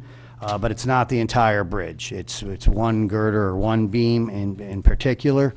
And so the engineering department thought that rather than replace the bridge, which could have a cost of $2.5 to $3 million range, we would do the repair for $180,000. The only thing is there is no grant associated with this. If we were to apply for a grant, it would be a 50% right now at best cost share, and we would have to do major structural design improvements and hydraulic analysis. So based on the handful of bridges that are already on the town waterfall chart, we decided to repair rather than replace. Questions on this? Sure. Are you going to have this work done by a contractor, or are you going to have this done in-house? No, actually, it's a little bit of combination. One of the poor conditions was just for some what I call simple scour improvements. You put some riprap, maybe pull a small section of concrete for the abutment. That DPW can do. But the structural beam, we would have the contractor do that, yes. Thank you. And lastly, Brookside Bridge, a little bit of good news is that, again, we wouldn't spend money for this bridge unless we were to receive a grant. Right now, the grants are being, according to the website, you can submit them in February of 2019. So we're constantly looking for the date that we'll be able to submit the application. And it would be a 50% reimbursable grant for the design and 50% for the construction. So right now we are calling for $350,000, of which we're assuming that 50% would be reimbursable. This bridge has a bridge load limit, and it's also rated as scour critical, but DPW and a contractor repaired that section, but the load limit still remains. Trying to think of anything else here. We anticipate construction 21-22. So right now, we would be just asking for the design money. It is not, we've already checked, it is not federally eligible. So it would have to go under what they call the state local bridge program at 50% design. The bridge does not meet current bridge standards. If we do nothing, then the bridge would have its weight limit reduced even further and eventually could impact traffic and with limitations and possible closures. So again, I'm here to answer any questions on this particular bridge. Bill, where exactly is this bridge on Brookside Drive? Oh, I'm sorry, I should have mentioned that. It's right by the Sant Mortar Dam. Oh, the yeah, old yeah, yeah. Elks Yeah, Club. that's what I thought, but I just, Yeah. yeah, okay, thanks. Excuse me. Anybody else? Questions on this? Seeing none, let's go to the last item. Is that you guys? Thank you, Mr. Hurley. I Thanks. thought, hey, quick question. Where do we stand on the Black Rock Turnpike review of all that? Yeah. Safe to say, yeah, we just, We just had a status update with the consultants. We're waiting for the final report to be issued, probably within the next few weeks, I gather. Yeah, that's what I thought too. And then what are next steps after that? Then we would be seeking funding to initiate looking at the design elements of various components. I think Bill was actually looking at some interim steps that we might be able to secure funding sooner rather than later. The regional planning agency has a deadline of March 6th for new LOTSIP applications for the following or upcoming years. So the town is looking at doing maybe the Kings Highway improvement from Villa Avenue to the Bridgeport line. You know, we've already done Phase 1, and Phase 2 is currently under construction. So that would be Phase 3 to the line. Maybe we would pick one or two small components of the Black Rock Turnpike study, and then there might even be, you know, the traffic light or some sort of intersection improvement. Just in the last couple of weeks, we've met with some representatives of Yukon Safety Committee and Yeah, it's crazy on the weekends. I mean, it's just. and the DOT. Something needs to happen. Something needs to happen, yeah, And it's really the bad. DOT has, with their consultant, is doing a study of approximately 100-something intersections in the MetroCog, the 6 municipality region area, and they would be looking at further suggestions or improvements as well, and so we can look Yeah, for I just don't want grants to on forget it that. because we do a lot down on the Post Road. Now we're doing Stratford, which is great and all that. But Black Rock is just, it's a train wreck on the weekends. And you can see accidents or near accidents all the time. Yep. It's just- There are all these kids from Fairfield Woods School crossing. Oh, yeah. Well, when you get a chance to look at the final report, it has some eye-opening information, let's just Yeah, say. can we get a copy of that? Can you? Absolutely. Sure. Can you, I'd love to get that flipped to Hopefully, us. we'll be posting it. I would assume we're going to post it on the website and make sure that people are aware of the And you final gotta go report. hunt and But peck yeah, for it. we'll make sure you get a copy. Thank you Yep. very much. All right. You wanna hang around? Do you have something? Or can we go? Let's go into Stratfield. Thank you. Well, we're tag teaming this one too. So this project is to funds to design and construct streetscape and pedestrian improvements to the Four Corner intersection in Stratfield, Stratfield Road and Fairfield Woods Road. Will this be impacted at all by the potential new use of the building? We're coordinating with the new ownership, and Okay. a portion of that work will be incorporated into, will be performed by others consistent with the design for the rest of the Four Corners. Yeah. So Excellent. the Thank total you. project cost is $750, of which $650 is coming from a state grant through the Urban Act program. And they can get all this done for $750,000? Again, like Bill had mentioned on other projects, we'll scope it such that we think we'll be able to do it within the allotted funds, but we'll also have some ad alternates. So if additional funds are secured, either, as I said, work performed by others, such as the property owner at Stratfield Market, or perhaps through fundraising that the Stratfield Village Neighborhood Association is already undertaking, that may allow us to do something in addition to the work that we already. And some of the changes here, particularly to like the parking, and that's all been reviewed with the building owners and stuff? That work is still ongoing, and we'll have a level of review, obviously, with DOT, and that we're also anticipating to be somewhat lengthy. Yeah, so this is going to take a while to get done, right? Well, if we get the funding in place, we hope to do design this year and probably be in a position to start construction, you know. I guess it's conceivable we could do it late this year, but more likely next spring. Yeah. Anybody have any other questions on this? Mr. DeWitt, and then I'll go to Mr. My only question is with the, what's the distinct paving patterns, how far does that reach down all these streets? Because you can't just stop it where this paper is, because it'll look really bad. You'll be in front of Miss Esma's house, and it'll be half brick and half concrete, right? Actually, I want to make a motion that we stop just before her house. No, I mean, but seriously, going down toward Owen Fish, right, that way. And That's the piece that the design will have to determine more precisely the project limits. Right. Yep. Because I got to admit, I mean, I was just telling David that I'm at Joseph's Bagels every morning, getting a bagel for my kids before we go to school. And if there's only 4 spots out in front of there, that's going to be a real problem. Because there's more than 4 kids from Fairfield Ward out in front Well, of there. Anyway, so. as is always the case, when you talk about impacts to parking, it's always a very sensitive issue with the property owners, so. Yeah, and the only reason I mention that is because it looks like it's smaller than it was. You know, That's why I asked, that kind of yeah. corner area there that I think will be beautiful with the, you know, the trees and everything like that. It is taken away purely from parking, but. So I think you might assume that there will be some changes probably as we go through design. Right. Okay, thank you. Notice he said getting bagels for his kids, not himself. Yeah. Right. What else? Anybody else on these? Ms. Esma, please. Thanks. So this, I'm delighted to see this. I know it's been in the works for a while. So a question and a comment.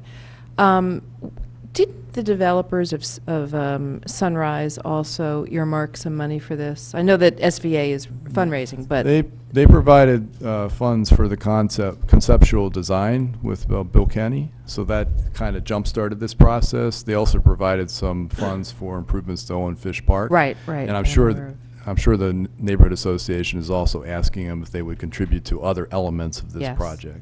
Yeah. Okay. So, a story, quick story, since we're talking about me.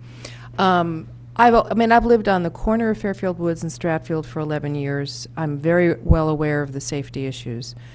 2 weeks ago, I came as close as I've ever come to being run down by a speeding car crossing from, with the mobile at my back, so crossing Fairfield Woods towards Stratfield.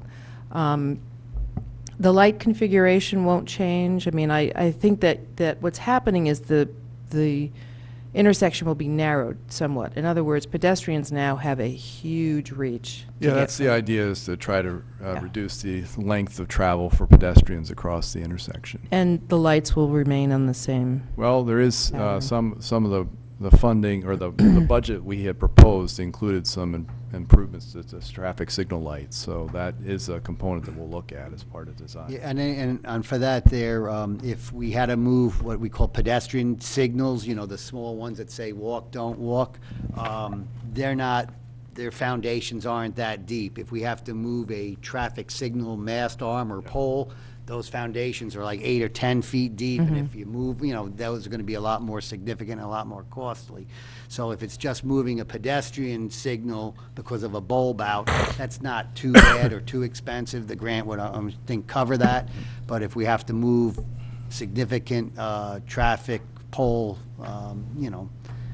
traffic poles that hold up the signals, that's gonna be What I something learned we're from gonna this incident is I had a walk signal, but that's a no turn on red from Stratfield. So it was somebody literally powering through the intersection to beat the light.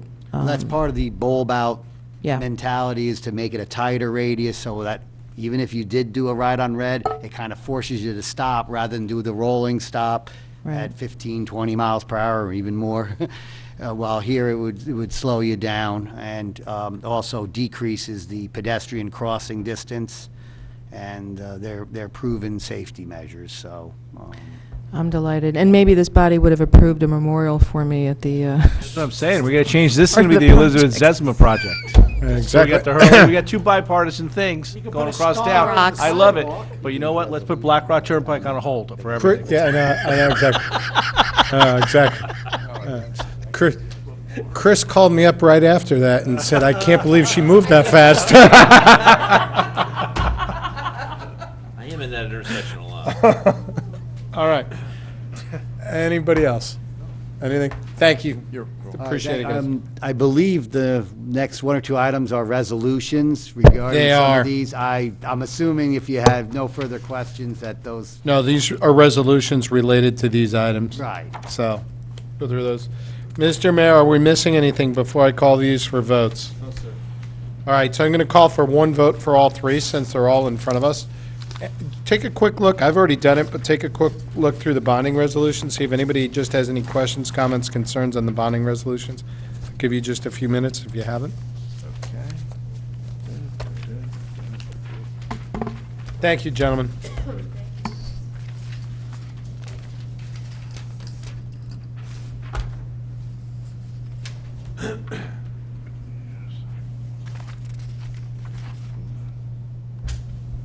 I just like the quiet. All right. If everybody's okay, I'll just call this for a vote. I'm going to call before us the three non-recurring capital items labeled non-recurring capital 10 years, non-recurring capital 15 years, non-recurring capital 20 years. This covers both the Board of Education items as well as the town side items. All in favor of these items? Opposed? Abstentions? Those items carry. Those were well done this year. Thank you.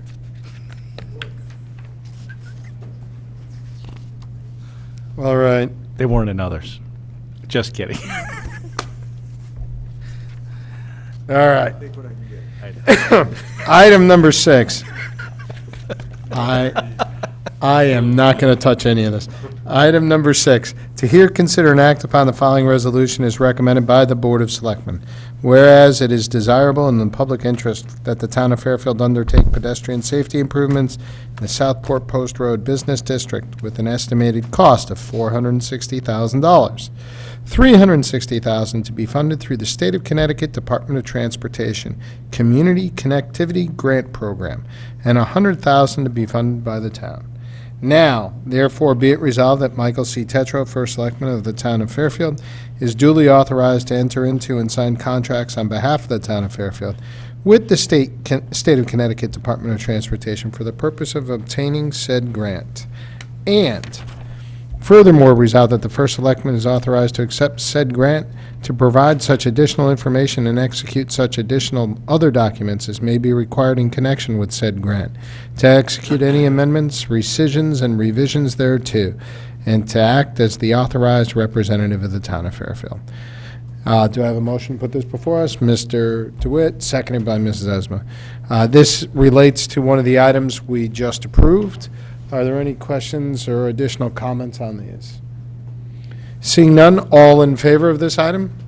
Opposed, abstention, that item carries. Thank you. Let's go to item number 7. To hear, Motion to waive the reading. do we have a second to that? Mr. Mottola, all in favor of waiving the reading? Aye. Opposed, abstentions? What, you don't like the way I read? No, All right. it's been a long night. It has been a long night. It's a long resolution. Yes. owes me $1. Any questions, comments, concerns? No. All in favor of this item? Aye. Opposed, abstentions, that item carries. Thank you, Mr. Walsh. Item number 8. Oh, sure, make me read this one. To hear, consider, and act upon the following resolution as recommended by the Board of Selectmen. Resolved that the town of Fairfield purchase a 3.6-acre undeveloped parcel known as 760 Oldfield Road, Assessors Map Number 232, Lot 153, from George Henry Swaim for the sum of $165,000 as more particularly set forth in real estate sales agreement between said parties. And further resolved that the first selectman be and hereby is authorized to expend 50% of the purchase price of said property, 100% of said funds to be reimbursed by the Connecticut Department of Energy and Environmental Protection Open Space and Watershed Land Acquisition Grant, and that the first selectman and hereby is authorized to accept such grant to execute any and all necessary documents to secure said grant. And further resolved that the remaining 50% of the funds to be purchased for the purchase of the said property be taken from the H. Smith Richardson Conservation Trust as approved by the Conservation Commission on January 17, 2018. And the first selectman is hereby is authorized to execute any and all documents necessary to effectuate the use of said funds. Do I have a motion to put it before us? Go with Mr. DeWitt, second by Mr. Mottola. The item is before us.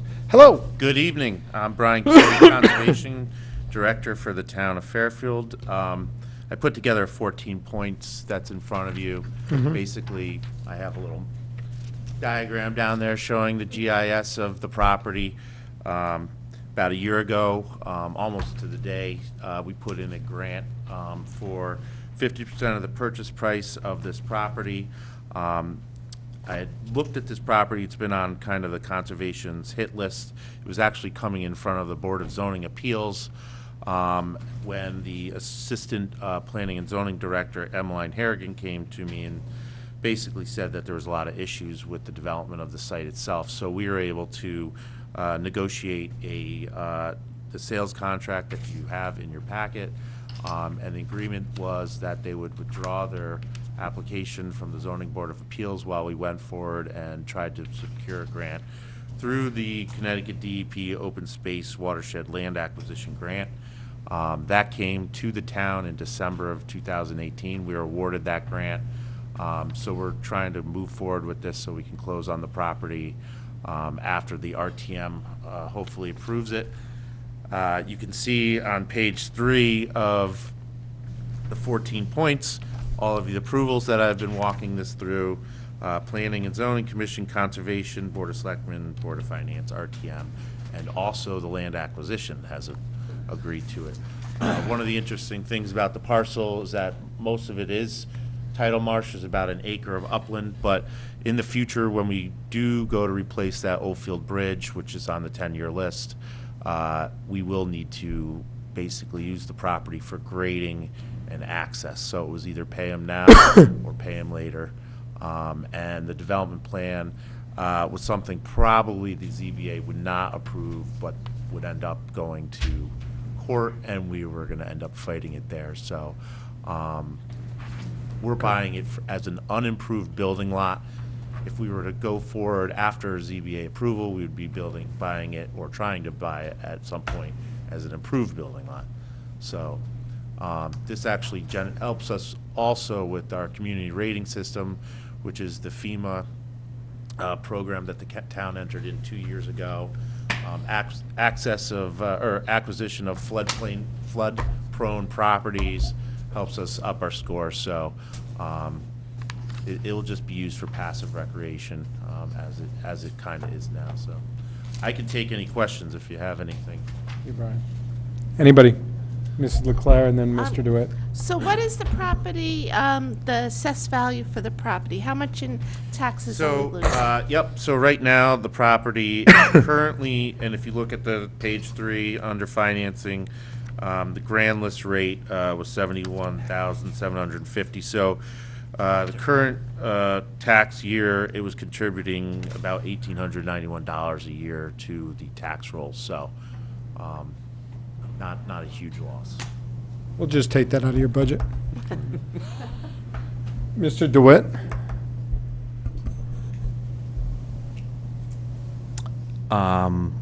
With your passive, I read your passive use, what's that going to cost us to maintain passive Mowing it use? seasonally, probably 3 or 4 times, through the summer. I mean, really negligible. I would have to, this is something I'd probably put out onto a bid list. Right now, the property is never mowed, so any improvements we decide to make, the house that's actually adjacent to this is a rental property. I've talked to the woman there several times. Probably $30 a mow over the course, negligible, not something it would even eat into our budget. Anybody else? Mr. Walsh? I think this is a home run. Number one, thanks for the presentation. Very thorough in every respect. This is a home run to just get this property now for all the reasons you've mentioned. I'm not going to reiterate them. So it's a very smart plan to do now before it turns into a building lot that we'll probably have to take by eminent domain or something down the line and pay a lot more for it. Well, one of the issues, it's hard to tell with this map, but where they'd be placing the driveway, ultimately, there might be some impact to tidal resources. They would need a CAM application. We were looking at that. I don't know how you would end up putting a driveway in there without trying to fill. It would be a battle with the town regardless. And the other thing is that me and the town engineer were talking also about the replacement of that bridge. This gives us an opportunity to actually line up the channel a bit better with the in the wetland area. And in the past, historically, the town has temporary easements to go on these properties to actually mitigate mosquito management, mosquito areas that contribute to breeding. People don't have the resources to go do that, but it does become a public health hazard. So rather than, get into a letter writing campaign, the town has, secured resources through the state to come in there and manage that. Anybody else? Just a point of, I'm sure Mr. Mayor may have seen this, or you provided a copy of the, I don't know what that is, right? That's the sales The contract. deed or the sales contract says the purchase price is in printed words $165,000, and the printed numbers is $1,655,000. Yeah, this has been, that's why it's not signed. I wanted to give you the, I want to see if it's not the He wanted to see signed if you copy. actually read it. Good catch. See? That will be, we Anybody don't else? need I read big a numbers. sales contract, but yes. This was secured for us as part, that you put that in the grant when you send it to the DEP, that is the 99% you're going to get the grant. Okay. I'm going to call this for a vote. All in favor of this item? Opposed? Abstentions? That item carries. Thank you, Mr. Mayor. Thanks, Good Brian. evening. We are close to the end of our evening. Item number 9, any communications, Mr. Mayor? Actually, grants at yes. risk? Actually, yes. Anybody I don't suing think, I us, don't or- think there would have been before the night started. But just speaking, as you know, the towns, everybody knows probably that the town has been doing without with 2 of its IT positions open since June 30th, the system engineer and systems analyst. And we actually got a correspondence today from a person we offered the job of the system engineer to, that he's accepted, subject to, of course, background checks and credit checks. And we check IT guys pretty thoroughly, as you can imagine. So it's, we struggled to, struggling to fill these positions with competent people in today's market with a price that's within our parameters. We didn't want to settle for what we could have settled for less, but we didn't want to do that. So suffering through, I think, is made worthwhile. I think he's going to be a good candidate. Great. Congratulations. Anything else? Not really. All right. One programming note, we are back here in a couple of weeks. I think it's February 19th is our quarterly review meeting. Yep. I will not be at that meeting. I will be in Quebec for a hockey tournament for 10 days. So Mr. Brown, who was unable to be here tonight because he was business travel, will chair that meeting. Thank you, everybody. This was a very long agenda, but I actually thought quite worthwhile and necessary. Particularly the item on Penfield, given what was going on, and of course the non-recurring. So that's all I have. Does anybody else have anything? Just one, Yes. the discussion on senior tax relief, can we tentatively put that on our, not this quarter, but next quarter, after the budget review Yeah. quarterly meeting? I don't want to put it on the quarterly. I actually want to put it on a regular meeting. If you Oh, want. yeah, okay. As we wrap After up the budget is my point. Correct, after the budget, and I'll communicate that out. Any other questions, comments? Thank you, Mr. DeWitt. Seeing none, I'll take a motion to adjourn. Ms. Esma, second by Mr. Walsh. All in favor? Opposed? Abstentions? Good night, everybody.